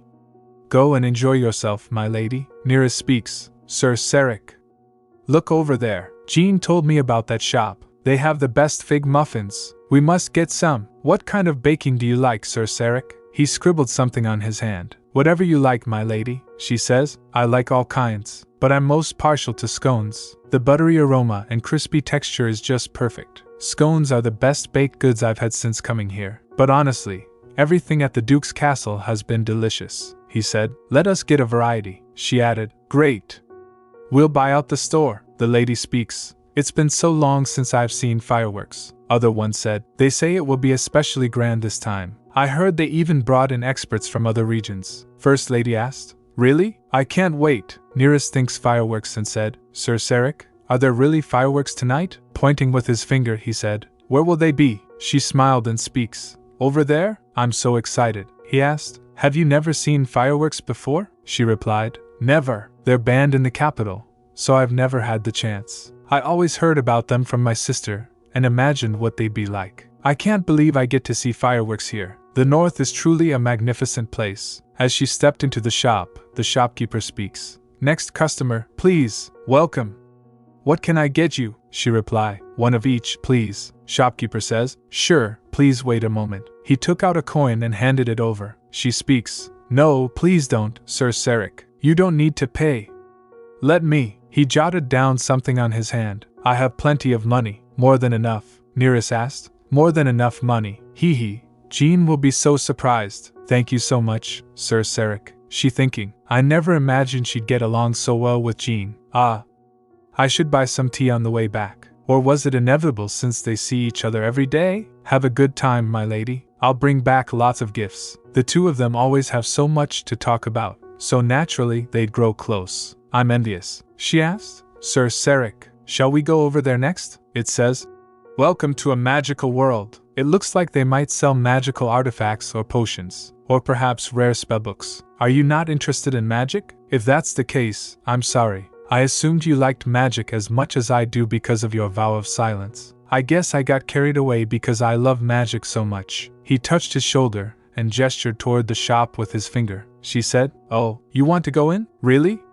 Are you sure? He writes on his hand. I like magic too, truly. Let's go in together. Catherine asked. What did you just say? Why can't I see my sister? Say that again. Lady Neris is very ill right now. That's why, as her sister, I'm here to check on her condition. Why won't you let me in? Jean replies. She suffered from a high fever all night and only just fell asleep. She is not in a state to see anyone right now, so please come back later. Catherine thinking, how dare this insolent maid? I'm already annoyed because Girolamo isn't doing his job properly, and now this worthless maid is testing my patience. The northern nobles treat their servants like family, but I've heard that makes them arrogant. Everyone except Lord Dayfried seems to fit that rumor. As the future Duchess, I can't just stand by and watch. Catherine slapped Jean. Say that again. Why can't I see my sister? Jean replies. I'm sorry, but for Lady Neris's rest, please come back later. Catherine asked. You dare rise above your station? When Catherine raised her hand to hit Jean again, Norman asked. What is going on here? She said. Norman. Perfect timing. This girl seems poorly trained. I suggest you hand her over to me. I'll teach this insolent maid a proper lesson. Norman says. Don't be ridiculous. No matter if you are the Duke's guest, you cannot treat the staff so disrespectfully. Everyone here has earned the Duke's trust. Never do such an inconsiderate thing again. She asked. Did you just yell at me? A mere commoner? Norman replied. Yes. Would you like to slap me now? And I'm not a commoner. I hold a baron's title. She said. This matter should be kept quiet, unless you want to make your precious Neris cry. Norman replied. Yes, Lady Catherine. As you wish. We need to get rid of her. No. Who knows what Lady Catherine might do, but we can't let such a dangerous person stay here. If we leave it as it is, she might do something else. Jean says. I'm fine, uncle. Please keep today's events a secret. His Grace and Lady Neris are creating such wonderful memories. I don't want them to worry, and you shouldn't worry either. Lady Neris will soon put her in her place. Until then, let's just keep an eye on things. Sibylla said. You've finally arrived. Welcome. Neris thinking. What does she mean by finally? Sibylla says. I am Sibylla. I have the ability to read the tides of fate hidden in the skies. Neris thinking. She's a fortune teller, not a mage. That's disappointing. I thought she was a mage. Huh. Is that a magic circle? I've never seen it in any book. Could magic be related to astrology? Sibylla speaks. You both possess the power to shape your fate, but it seems the young lady has no stamina, possibly from doing nothing but reading indoors. Make sure to practice horse riding regularly. If that's difficult, basic swordsmanship would be beneficial. Otherwise, you'll suffer later. Neris thinks. How did she know I only read books? Sibylla asked. If you have any questions, feel free to ask. I will answer if I can. Neris thinking again. Questions. They say fortune tellers just make things up. But strangely, I feel like I can trust this person. Since I've come all this way, I might as well ask something. Neris asked, will I be able to settle in the north? I really like it here. The scenery, the people, everything is so kind and warm. I want to live here forever. Will I be able to? Sibylla asked. Tell me, miss, what is your opinion on lying for a good cause? Neris asked. Lying for a good cause? Sibylla said. It's an important question. Please answer sincerely. Neris thinking. A lie for a good cause, huh? My sister once said that our father told a white lie to reassure me about my sleepwalking. She said he did it to comfort me, but the father I know wouldn't do that. However, if there truly were good intentions behind it, Neris said, if the lie truly holds good intentions, I think it's acceptable. At least, it's better than malice or mockery. Sibylla, I see, he thinks. Oh, the fireworks have started. We should go out now to see them. I just can't bring myself to say it. Sibylla says, it seems you haven't achieved your goal yet, but with enough ambition you can do it. So don't hesitate, and give it your all. Your future will be filled with fortune. She speaks. That was really fun. Thank you for spending the day with me, Sir Sarek. I had a wonderful time thanks to you. He writes on his hand, but we didn't get to see the fireworks. I'm sorry. I should have suggested we leave the shop earlier, she replied. Oh. It's okay. I heard there will be fireworks next year too. We can see them then, so don't worry too much. He asked, you plan to be here next year? Neris replies, yes. The fortune teller said if I have ambition, I'll achieve it. So, I'll be even more ambitious. I really do want to live in the north. Elsewhere, a servant arrived and said, excuse me, your highness? Theophilus asked, what is it? Servant replies, a letter for you from Lady Topana. Theophilus speaks, it must be urgent, given the hour. Tell me, how is father these days? Servant said, His Majesty is well, your highness. Nothing particular to report. Theophilus asked, and my brothers at the front? Servant says, they are monitoring the movements of the Western Kingdom, and are still stationed in the war zone. Theophilus asked again, do they really think they'll all make it back alive? How tenacious their lives are, like pests. Crown Prince Theophilus of the Empire of Gideon, Theophilus said, it's amusing, isn't it? The war must end soon for the succession ceremony to proceed. But thinking of my brothers, I wish the war would intensify. Only if they all die will father hand over the throne to me without question. To think I have to protect what's mine from my own siblings. In that regard, Catherine and I are quite similar, aren't we? And how is that matter progressing? Servant says, it is almost complete, your highness. Theophilus, almost? Servant replies, yes. The mage just needs to make some adjustments through experiments. Theophilus angrily asked, who gave you the luxury of a week? Tell them to complete it in 3 days, or I'll have all your heads. Neris said, Sir, wait, Sir Sarek, can you slow down a little? Sir Sarek, could we move on to another training? Something a bit less strenuous. The Sarek spoke through a gesture. There is no training as simple and effective for stamina as running, and I did warn you it would be tough. Neris speaks angrily, but I want to learn swordsmanship. I thought we'd start with sword training right away. I never imagined we'd be running 10 laps around the training ground. The Sarek spoke through a gesture. The foundation of swordsmanship is stamina. With your current condition, you are prone to injury. So endure it, even if it's difficult. Neris said, then can we rest for a bit? I'm exhausted. The Sarek gestured. Let's take a 5-minute break. Neris asked, really?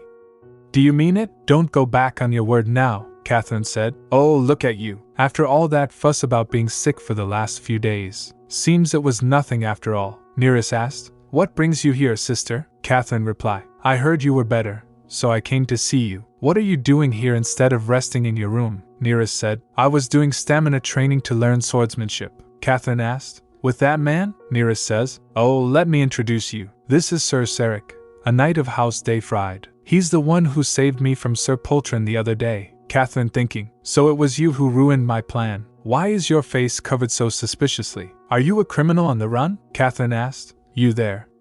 Why don't you introduce yourself? Can't speak because your tongue is cut out? Neris speaks. Catherine, that's not fair. Sir Sarek is observing a vow of silence. Catherine asked, why are you so angry? It was just a jest. Neris replies, a jest? That was an insult. Apologize to Sir Sarek immediately. Catherine says, Neris, you must really like this man, protecting him like a child. Neris said, what? No, it's not that. Sir Sarek is just a friend. Catherine replies, all right. You two are friends, are you? Sir Sarek, it seems my sister likes you very much. Please continue to keep her company. The Sarek spoke through a gesture. I'm sorry, but as a free knight of the duchy, I am leaving for the west tomorrow. I cannot fulfill that request. Neris, oh, Catherine asked, what is with that hand gesture?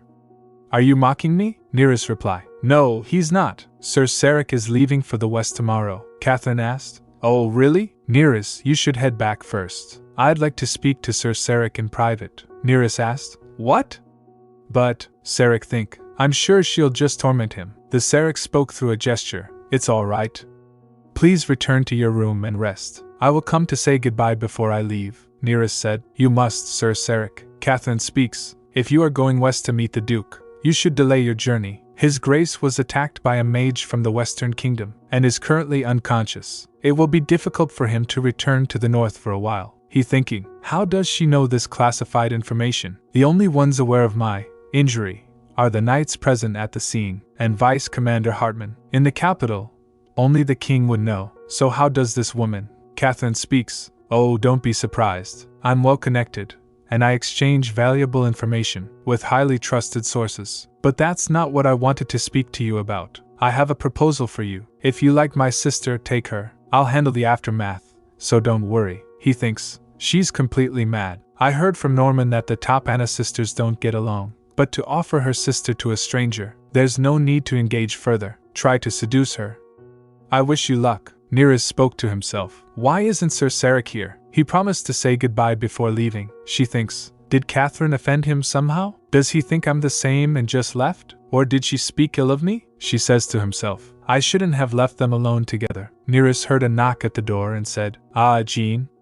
Come in. Jean, has Sir Sarek already? Oh, Sir Sarek. He speaks through a gesture. I apologize for coming so late. Neris added, Oh, it's no problem. I'm just glad we can say goodbye. You're heading west tomorrow, aren't you? I see. Please take care. I'll keep up with the running you recommended, Sir Sarek. When you return, will you teach me swordsmanship? And let's watch the fireworks together.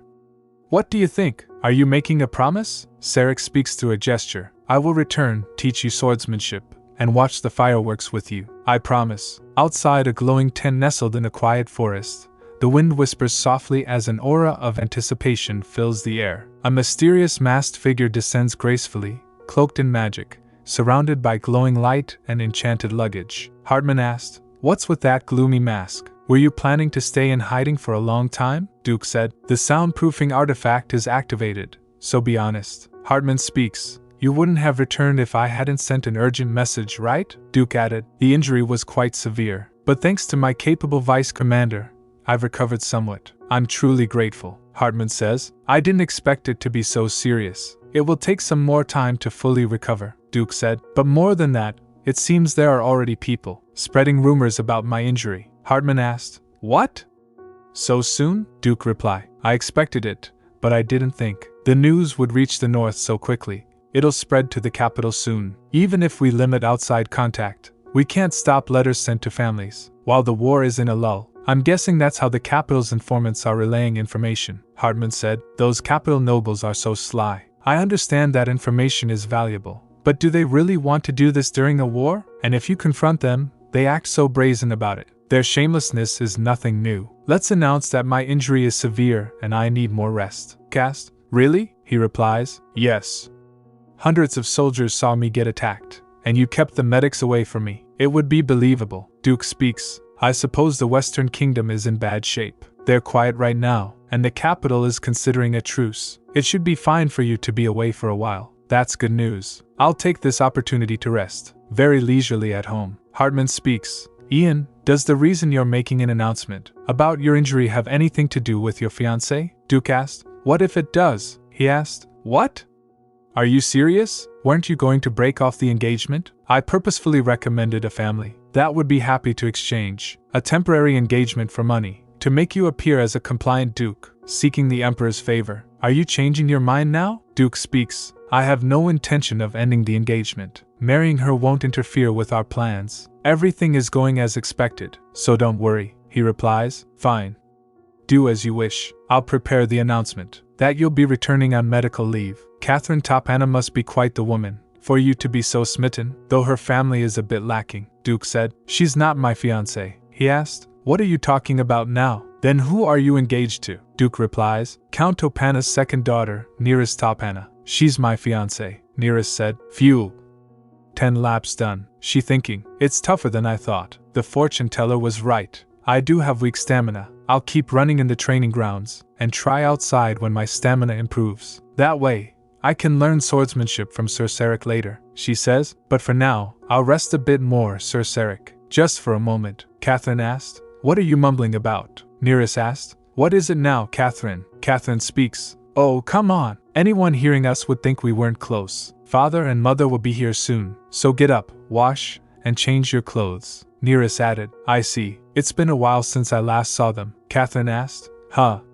You're taking this well, aren't you? I thought you'd ask why they're coming. Neris replies. Of course they are. Both of their daughters up and left to the north. I figured they'd visit soon, considering your erratic behavior about the engagement. Father and mother have taken their time, Catherine said. See you in a bit, sister. Neris got ready and thinks, it's okay, you can do this. Just as I said to Catherine, this was expected. So don't be scared, and don't lose confidence. No matter what they say, I can handle it, she says. It's been a while, father, mother. Mother and father looked towards Neris. Father asked angrily, what are you doing here? What are you doing here without a thought to return home? You must have heard about the engagement from Catherine. You should have turned back immediately, mother asked. How could you stay here? It's shameless, really. How is your sister supposed to face her fiancé later? Why do you always bring disgrace to our family? Neris says. Father, mother, I am, Catherine said. Oh, stop standing out here in the cold, and come inside. I'll take you to the greenhouse, mother asked. Do you mean the Duke's glass greenhouse? Catherine replies. That's the one. It's known for its beauty even in the capital. I spend time there every day. Father speaks. My goodness, we raised at least one daughter well, indeed. Now we have something to boast about in the capital. It was worth the trouble coming to the north, Catherine thought. They know nothing. The true treasure of the north isn't the greenhouse or the immense wealth. It's the perfect Duke, Lord Dayfried himself. Just thinking about him makes my heart flutter. That extraordinary man is my future husband. When I dance with him at the Victory Ball a year from now, all the noble women will envy and admire me, including Neris. Neris said. Catherine, is that the greenhouse? Mother speaks. It looks like construction is going on. Father added. It doesn't exactly seem usable right now. Catherine asked. Wait a moment. Norman, what is going on here? Norman says. Good morning, Lady Catherine. Never mind the greeting. Explain the situation. We are currently repairing and reinforcing the greenhouse for winter. Catherine asked. How could this be? You should have informed me beforehand. Norman speaks. I sincerely apologize, Lady Catherine, but in the north, preparing for winter is crucial. Please, I ask for your understanding and patience. Catherine quietly came into the room with her parents and sat down. Mother asked. You know, darling, the Duke's estate is larger and more impressive than we thought, isn't it? Father added. Oh? Ah, yes, indeed. It seems a lot of money was spent. With this, the wedding can be quite splendid. Neris speaks. I am planning to go to the Northern Academy. Father said angrily. You foolish girl. How do you expect to fund that? Do you think money grows on trees? Mother asked. Catherine, what nonsense is your sister talking about? Catherine replied while she was having tea. Neris is aiming to secure the Duke's patronage. The Dayfried family generously supports the development of talent in the north. She thinks she can be a beneficiary. Mother speaks. You foolish girl. The Duke's patronage? Father says. You've been entertaining hopeless dreams since coming to the north, haven't you? I will never allow it. So give up now, Neris replies. But Catherine said she got your permission for my academy admission, Father. The father shouted and said. Things have changed. Do you know how difficult it is for me these days? How can a daughter only think of herself? Neris said. My mind is already made up. No matter what you say, nothing will change. So please, Father, Mother, allow me to do this. Of course not that it matters if you don't, Mother asked. What's gotten into her? Where is that rude attitude coming from? Catherine says. I've tried to coax her many times, but she remains the same. So as I mentioned in my letter, please take Neris with you when you leave. Father speaks. It's a good thing you told us. Now you might as well explain while we're here. When did you push the engagement onto Neris? And why did you suddenly change your mind? And the letter you left on the day you departed? Even thinking about it now, it's truly absurd. Are you trying to turn me into a drunkard and break off Neris's engagement? Catherine replies. I know I was out of line this time. But, Father, as I mentioned in the letter, it's the position of Duchess. How could I miss such a great opportunity? Mother said. But Catherine, you wanted to become the flower of high society. That's why we supported you in every way, Catherine added. I can achieve that dream in the north. You know I have the ability. Father speaks. Then let me ask you one more thing about the letter you sent last week. You said you would start a business and fund my ventures? Catherine replies. Yes, I already have strong partners supporting me. In fact, I'll be leaving the Duke's estate for that soon. It will take about a week. Mother asked. Do you really have to go? What if the Duke returns while you're away? Catherine says. There are rumors in the capital that the Duke is severely injured. He will probably return only after fully recovering. I'll be back before then, so don't worry. Please take care of Neris while I'm gone. Neris thinks, I'm so tired. As if preparing for the entrance exams weren't enough. Dealing with father and mother is even more exhausting. Still, for the first time, I expressed my will to my parents. Maybe I have grown up a bit. Suddenly, Jean knocked on the door. She said, Yes? Come in. Jean speaks. Excuse me, my lady. The Count and Countess Topana have requested your presence at dinner. What would you like to do? Neris asked. Will Catherine be attending as well? Jean replied. No, Lady Catherine is not at the estate. She left this afternoon to visit a friend. Neris said to himself. Catherine went on a trip? She began to think. She seemed determined not to leave until the Duke returned. What could have changed her mind so suddenly? Whatever it is, only father and mother will be at dinner. Perhaps they won't criticize me as much as they do at home. Well, even if they do, I won't take it lying down like I used to. Neris asked. Jean, could you prepare a dress for the dinner? Something much more extravagant than usual, please. Neris thinking. I thought they would insist we go home immediately. Why are they so quiet? Could it really be because I dressed up more than usual? You've changed so much, my lady, so don't back down. Face them confidently. If so, Jean's efforts paid off. Father said. Neris, go down to the estate and help Diego for a while. Neris asked. Why should I? Father speaks. You've always had your nose in books, so you should know a bit about estate management. Neris replied. That's your responsibility, father, not mine, and I clearly stated that I would go to the Northern Academy. Mother asked. Do you really think you can get in? You've become quite confident since coming to the North, haven't you? Neris speaks loudly. Of course. Have you forgotten? I came here to become a duchess, until my sister broke off the engagement for absurd reasons. I was Lord Defried's fiancé. So please, don't treat me carelessly like at home, or oppose my entry to the academy. Father asked furious. You dare defy me? She added. I'll break off the engagement as you wish. But if you continue to block me, I'll do whatever it takes to protect my dreams. Father said. How dare you? Neris said to himself. It's okay, Neris. You're doing well. Just keep going. Don't let their words hurt you anymore. Mother asked. How did I end up with a child like this? I know you're my daughter. But how can you be so different from Catherine? Truly, it makes my skin crawl. Be honest.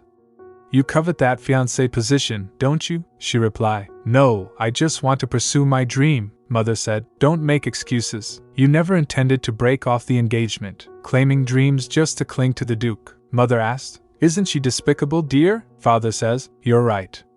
This foolish girl has impure intentions. Mother speaks. Stop dreaming, Neris. Do you think the Duke would ever look at someone like you? Father added. You've been holed up at home reading books all your life. Have you lost touch with reality? Do grow up, she said. How could you say? Servant announcing. Duke Ian Defried has arrived. Ian Defried said. You must be my fiancé, Lady Neris Topana. I've been longing to meet you. She thinks. Is this Lord Defried? Father said loudly. You have the wrong girl, your grace. When the Duke extended his hand toward Neris, she placed her hand on his. Your engagement to Neris is a mistake. She is not your fiancé. If you don't mind, may we talk? I'll explain everything. I'm so glad you returned safely, Lord Defried. It's regrettable that I have to bring this up just as you've arrived. The truth is, I was quite drunk when the engagement was arranged. Ha!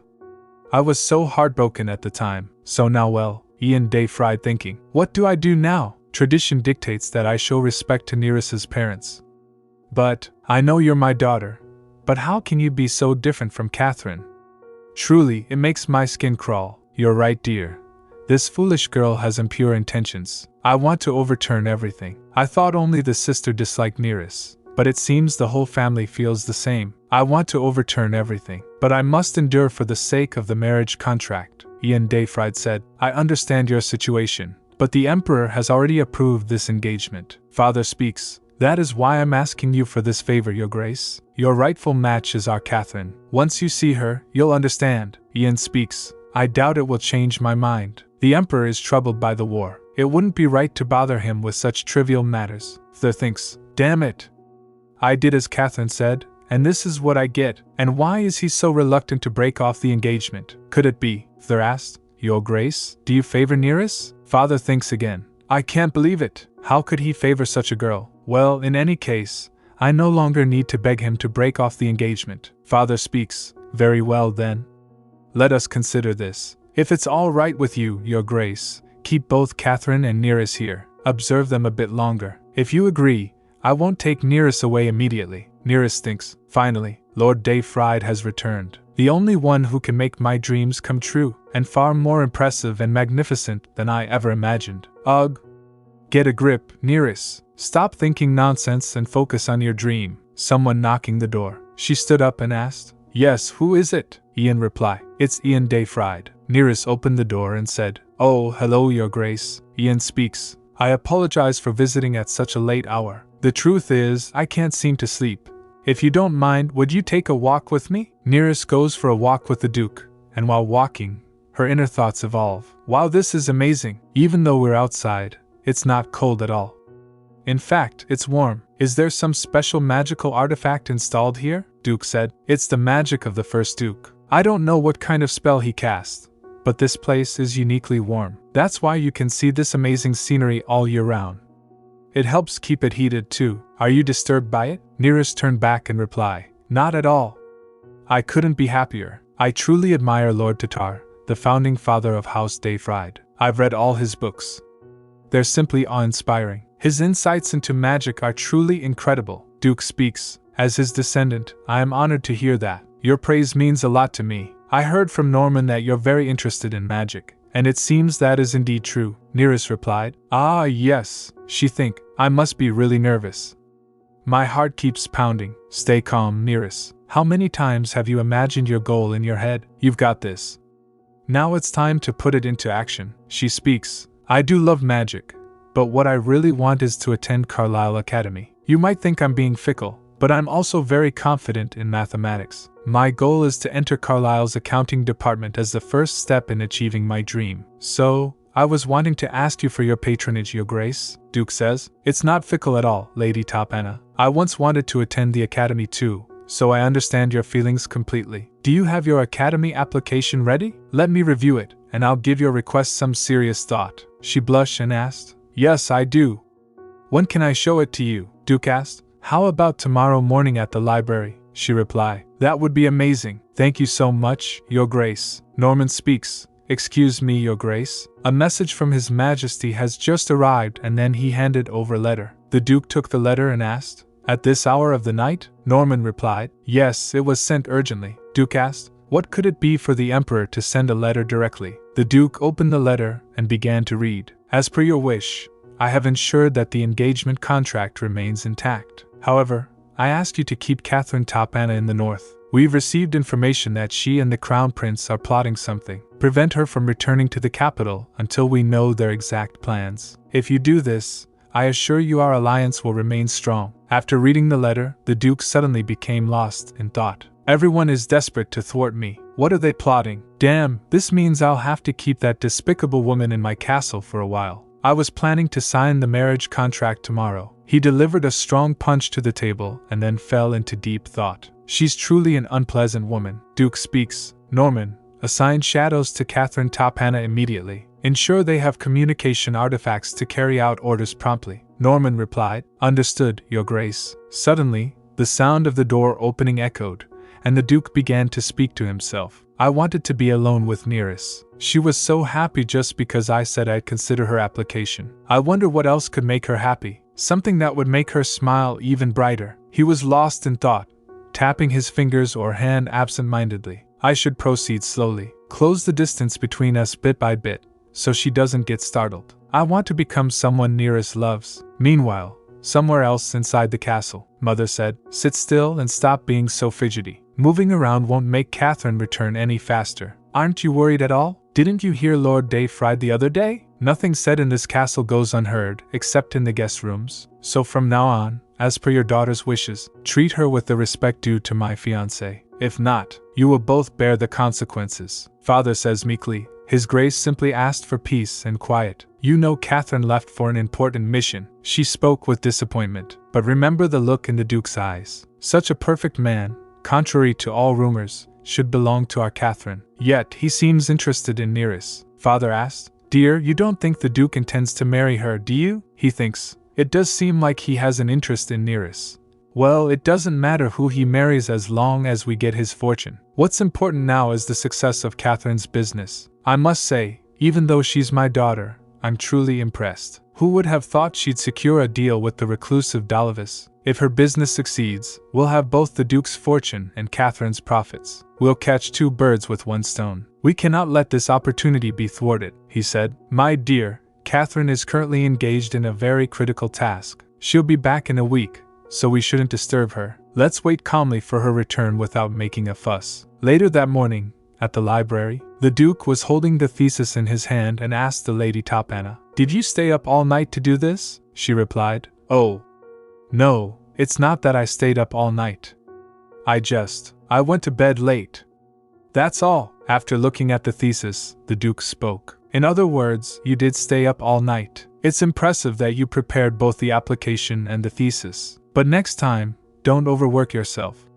I can review it slowly. Actually, I finished the application a while ago. I just wanted to refine the thesis more, so I ended up with this. It's my first thesis, so I wanted it to be perfect. Duke speaks. For a first thesis, this is quite impressive. You seem to be a very capable individual. I'd like to help you with some preparatory learning. What do you say, Lady Topana? She replied. Preparatory learning? What do you mean? He says. The Academy has a rule where students call each other by name equally, regardless of status. This rule was created to learn knowledge without regard to one's rank. But unfortunately, many noble students struggle to adapt to it. Some even end up dropping out. So, let's practice getting used to this rule in advance. She surprised and said, Great. I'm confident I can do that. He speaks. Then let's pretend we're at the Academy. Call my name. Go on. Call my name. Go ahead. You know my name, don't you? She said. Of course I do. But Your Grace, how could I dare to speak your name so casually? We're not really at the Academy, he asked. Neris, there. Easy, isn't it? Don't be shy. Just say it comfortably. She rubbed her hands together and said, Ian. He speaks. Very good, Neris. Let's practice something different now. You know the Northern Academy frequently holds debate classes, don't you? They aim to broaden students' perspectives and respect for others. Some classes evaluate students entirely through debates instead of exams. So let's practice debating magic and mathematics, she replied. Yes, that sounds great. She began to think. It feels just like being in a real Academy class. He's certainly giving me a lot of attention as a guest. I'm so grateful. But something feels odd. She speaks aloud. But Your Grace. I mean, Ian, I have a question. Why are you being so good to me? I'm grateful for your help, especially with these extra lessons, but I heard from Jean that you returned due to an injury. I'm worried about you spending such precious time on me. I hope you're not straining yourself because of me, he replied. The reason I'm good to you is because I feel guilty. I didn't greet you on your first day in this unfamiliar place. As your fiancé. It's a grave offense I should never have committed, Neris said. It wasn't an offense at all. You were busy on the battlefield, Your Grace. He speaks. Even so, it wasn't an ideal situation for you. I apologize now, Neris. Truly, she replied. No, really. There's nothing to apologize for. It was just bad timing, and I didn't mind at all. Truly, I'm fine, so don't worry too much. He thinking. I'm sorry for not being honest, Neris. I met you through my own plans, learned your secret by chance, and stayed with you every night under the pretext of concern. I selfishly grew fond of you. The time spent with you became peaceful and precious memories for me. But it might also be a time that caused you great pain. Before returning to the battlefield, I will tell you everything. Even if you turn away from me then, I have no right to complain. But for now, let me stay like this. Neris, give me just a little more time, she said loudly. A pardon! I will grant you a pardon! Not that I'm royalty or a judge, of course, but you are hereby pardoned from your offense. To tell the truth, I've always been grateful to you, Ian. Coming to the north, I felt comfort for the first time in my life, and I loved the diverse experiences and people I encountered. And you are my benefactor. Thanks to your help, I have hope that I can achieve my dreams. Even if my benefactor committed a grave offense, I would forgive anything. So don't feel sorry or guilty anymore, Ian. After hearing everything, the Duke replies, Thank you so much, Neris. At Eastern Dalavis, the capital, Vish, Catherine speaks. I'm so tired. I shall prepare a bath immediately. She thinks. Crossing the border was a bit tricky, but we made it to Dalavis without any issues. Talking to Theo about the magic stone business was indeed the right call. With royal support not only financially, but also securing information and promises from Dalavis trade officials was seamless. Where else would I find such a great partner? From now on, my role is the most crucial. Then Catherine opened the book and began to think. Let's see. Besides the magic stone business, there was something else in Dalavis. Flipping through the pages, she said, We established trade with House de Fried. The Duke, who was at war, managed to advance both trade and the magic stone business, causing quite a stir in high society. Then she began to think, now I will be the one to make this a success. Theo said Dalavis trade officials are very strict. In a country skilled in diplomacy, it shouldn't be difficult. Thanks to my return, everything is going so smoothly. If I return to the north with successful business and trade, and wait for the Duke, Catherine, Lord de Fried, please return to the north soon. Catherine Topana, your future wife, is eagerly waiting for you. Having reviewed the information, the Duke asked, Catherine Topana has arrived in the capital of Dalavis? The Shadow replied, Yes, she is currently resting at the Crown Prince's residence. Duke said, just as expected. What's her purpose there? Shadow replied, We haven't discovered the details, but she has arranged a meeting with Marquis Maximilian Hento. Duke shocked and asked, With Marquis Hento? Shadow replied, Yes. Upon checking, the staff at Marquis Hento's residence are busy preparing to receive a guest. The meeting is said to be scheduled for tomorrow afternoon. It might take a while, but should we attempt to infiltrate the Marquis residence? Duke thinks Marquis Hento harbors resentment and distrust toward Gideon due to past events, and he forms no ties with anyone but our house. What does she plan to do with such a Marquis? Duke firmly replied, No. The relationship with the Marquis, established by our ancestors, must not be broken. Withdraw all shadows from Marquis Hento and focus them on Catherine Topana. Shadow says, Yes, Your Grace. Duke speaks, and once all her engagements are finished, make sure to delay her return here as much as possible. Ensure she returns very late. Shadow said, As you command, Your Grace. Duke replied, Now I can focus on studying magical theory books for a while. The next morning, Neris laughed softly as she ate her breakfast. Jean said, You seem in good spirits today, my lady. Neris, Jean says, You've been smiling non-stop. Neris replied, That's because everything seems to be going well lately. This morning, when I went to the dining hall, my parents told me to focus on my studies for the academy entrance. They even said I didn't have to join them for meals if I'm busy, and the Duke praised my dedication, saying my effort in preparing a thesis is remarkable. It's the first time my hard work has been recognized. She thinks, He is as remarkable as I expected. Acknowledged me shortly after we met, and even helped me with my studies. But he felt strangely familiar, although I'm certain we've never met before. Why do I feel this way? After listening to everything, Jean asked while serving the tea, My lady, are you curious about social etiquette in the north? While picking up the tea, Neris replied, Is the North's etiquette different from the capital's? Jean replied, Of course. The north is quite distant from the capital. That is why the culture is a bit different. If you'd like, I can ask the butler to arrange a tutor. Hearing this, Neris was lost in thought. It'll be helpful when you enroll in Carlisle. Jean thinks, His Grace intends to make Lady Neris his wife. I'm certain of it. Otherwise, why would he give her the chambers connected to his, meant for the Duchess? At this rate, she'll be the lady of House de Fried in no time. However, her grace and etiquette as a noble lady are somewhat lacking compared to Lady Catherine. But judging by how she always adheres to basic protocols, she definitely has potential. Why is there a difference with Lady Catherine? Neris asked. Jean, could you take a look? This tea is a specialty of the Kingdom of Dalavis. I often enjoy it for its rich floral aroma. Thank you for serving such an exquisite brew. Jean surprised and said, My goodness, it's as if you've mastered the art of tea ceremony, my lady, she replied. Thank you then, she said. I've never formally learned social etiquette, but I read all the etiquette books at home and practiced by myself. I even memorized dances to famous compositions, so I know basic manners as well as royal protocol. Jean asked, You taught yourself? All of it? She replied. Yes, I learned a bit at home when I was very young, but when circumstances changed, my parents stopped all basic education. My mother said, "What if the tutors see you wandering the halls possessed by spirits?" Asterisk. Get in your room.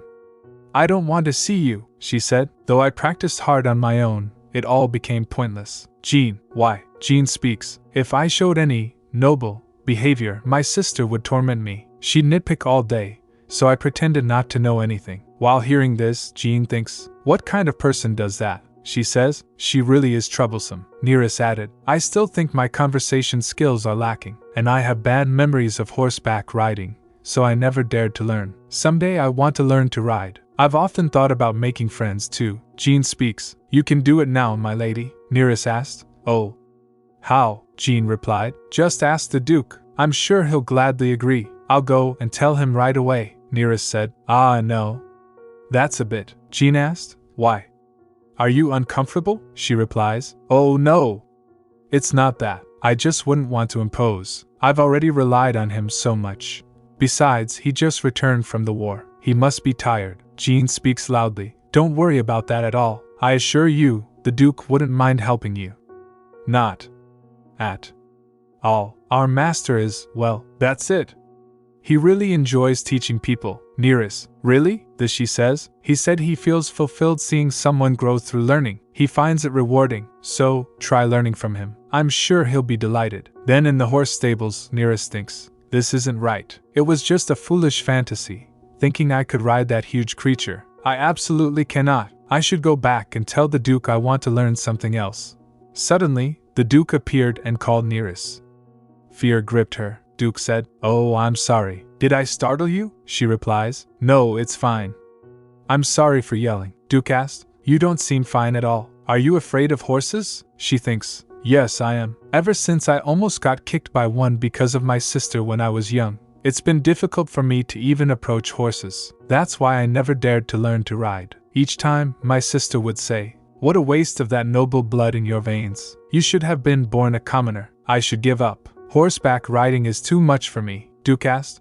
I was afraid too. I fell off a horse while learning to ride as a child, so for a while, I couldn't go near them. My parents struggled quite a bit to teach me after that, she replied. Me too. I've had a similar experience. Now I freeze up just standing in front of a horse. I felt so upset and regretful, and even now, I still feel the same. Duke speaks. Shall I tell you the method I used? It's not that difficult, so let's try it together. I'll help you overcome your fear. Meanwhile, in the eastern region of Dalavis, Catherine said, Hello, Marquis Hento. It's a pleasure to meet you. Marquis Hento replied, You must be the young lady the Crown Prince of Gideon insisted I meet. I detest wasting time, so let's get straight to the point, Lady Topana. The Crown Prince mentioned, You have devised some remarkable venture. What is it? Catherine said. It is a magic stone venture, my lord. By utilizing our kingdom's abundant ores, we can create something novel and precious. I propose to embark on this great endeavor with you, Marquis Hento. Naturally, it includes trade between our two kingdoms. What do you say, my lord? Will you join me in making this project a success? He replied. How utterly amusing. In her mind, Catherine said, the kingdom of Gideon, which occupies half of the vast Therese continent, and a nation simply called the Western Kingdom, were at war. Their conflict had been raging for a full year. Initially thought to end swiftly, the war defied all expectations. Dragging on each day, it eventually left both kingdoms' finances increasingly impoverished. As the stagnant war continued, a major trade agreement was established with Dalavis, mediated by Duke de Fried. Thanks to the resulting trade with Dalavis, goods previously seen only in the distant eastern continent were imported en masse, gradually stabilizing the finances of the Gideon kingdom. As the conflict neared its end, House de Fried discovered a large vein of magic stone in their territory, and devised a novel business venture, the magic stone business. They fused magic stones with various minerals to create exquisite luxury accessories. This was enough to captivate every noble in the kingdom, leading to significant amounts of noble wealth being poured into House de Fried's coffers. Because of Duke de Fried, high society was abuzz, and no one could disregard the North any longer. Such perfect and brilliant achievements are amusing? Is he in his right mind? Surely the Duke conducted all these affairs with Marquis Hento in my previous life. Why is he reacting this way? Catherine smiled, then asked, Marquis Hento, What exactly do you find amusing? Marquis Hento replied. Why, it's the presumption that our Dalavis kingdom would readily agree to trade with Gideon. What else? Perhaps your ladyship has not properly learned the history between our two nations, Catherine said. I am, in fact, quite knowledgeable on the matter, he says. In the past, the Gideon kingdom and other nations abruptly cancelled all treaties with Dalavis. Due to this, the Dalavis kingdom faced a national financial crisis and had to focus all efforts on trade with the distant eastern continent, Catherine replied. Indeed, and at the same time, our kingdom ceased all diplomacy with other nations on the Therese continent. Marquis Hento speaks. Of course, we maintain minor trade with House de Fried, but that's as far as it goes. We have no intention of establishing trade with the Gideon kingdom, so you may leave now. Catherine thinks, how can he be so rude? Not knowing what lies ahead, he accepted the Duke's proposal so easily in my past life, yet acts arrogantly towards me? I must make this succeed. She gently pinched her finger, and right on cue, Emma arrived with the document in hand. She began to think, once he sees this, he won't dare act so insolently. Emma placed the document in front of them. Catherine said, this is the proposal for the Magic Stone venture. I deeply apologize to the Dalavis kingdom for the great harm caused by my kingdom's mistakes. However, Marquis Hento, those incidents are all in the past. Shouldn't we seize this great opportunity, rather than dwell on bygone issues? For the sake of harmony and progress between our nations, please consider this proposal. Then he took her proposal and replied, very well, I shall review it. Considering your ladyship's sincerity and Crown Prince Theophilus's words, I shall discuss it with my retainers as quickly as possible. Catherine smiled and asked, very well, my lord, I eagerly await your response. Meanwhile, in the stables, Neris said, wow, the foal is so small and adorable. Duke speaks, both the mother and the foal are gentle, making them perfect for practice. Let's start by observing them from a distance, to overcome your fear. Neris says, oh yes, that sounds good. After seeing it she thinks, it feels so different from what I saw in the animal encyclopedia. Truly, fascinating. The foal suddenly came closer. She blinked in surprise and asked, oh, it's coming this way. Duke replied, the young ones are very curious. Perhaps it's because it's the first time seeing you. Would you like to try touching it? She asked. What?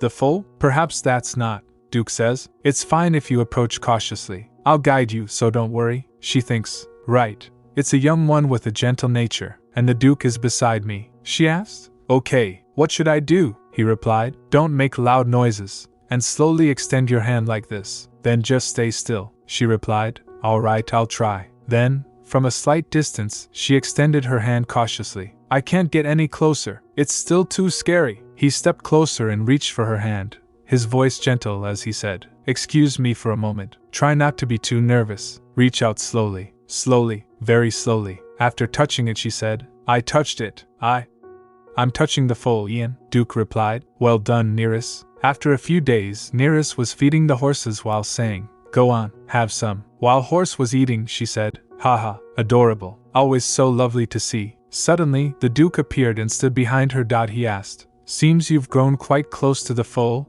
She replied, yes.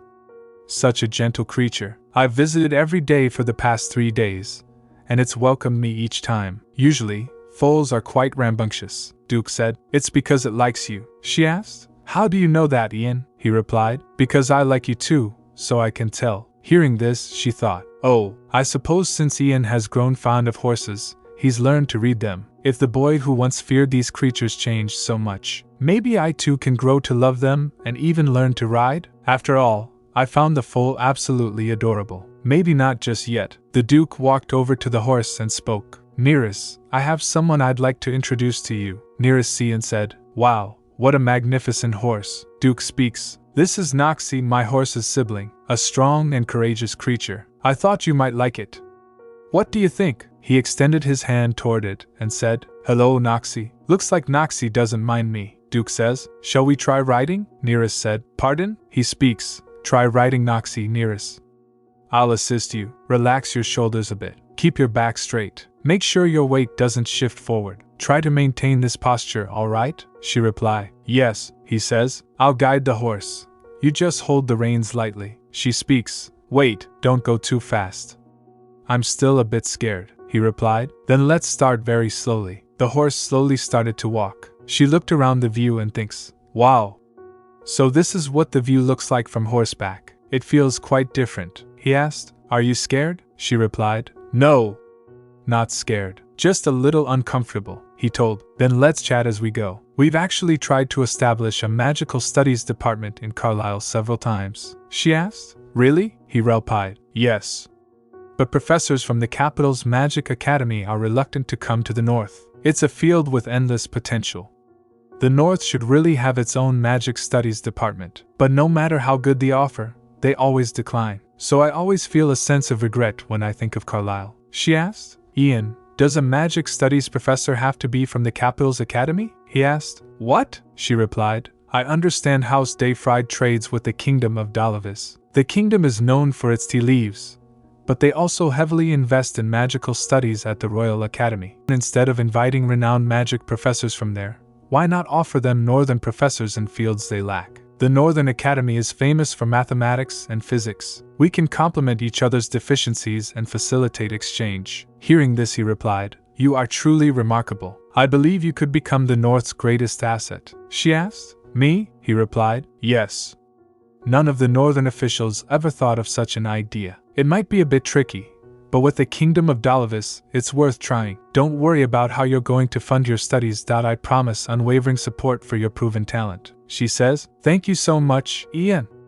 I'll work really hard. Oh, I'll help with the academy connections too. Even if the start is tough, the North has ties with Dalavis, and together, we can make it work. Hearing this, he touched his forehead to hers and said, Like this, you've solved a major problem for me. Thank you so much, Neris. Thank you. Meanwhile, in Dalavis, Catherine hurled a pillow toward Emma and shouted, Ah! How frustrating. It's been 3 days. Why hasn't he signed the contract? Emma replied fearfully. Marquis Hento is still reviewing it quite thoroughly, my lady. He said he needs a bit more time. She asked loudly. How much more time does he need? I must return to the north by tomorrow no matter what. That foolish old man. Someone opened the door, stepped into the room, and said, Excuse me, Lady Catherine. News just arrived from Gideon. She was shocked and asked, What is it? He replied. Dalavis' daily paper featured an article about Lord Dayfried. It says he returned to the north on medical leave a few days ago. Hearing this, she asked, What? Please remember to like and subscribe if you enjoyed the video, as it really helps our channel grow. Thanks.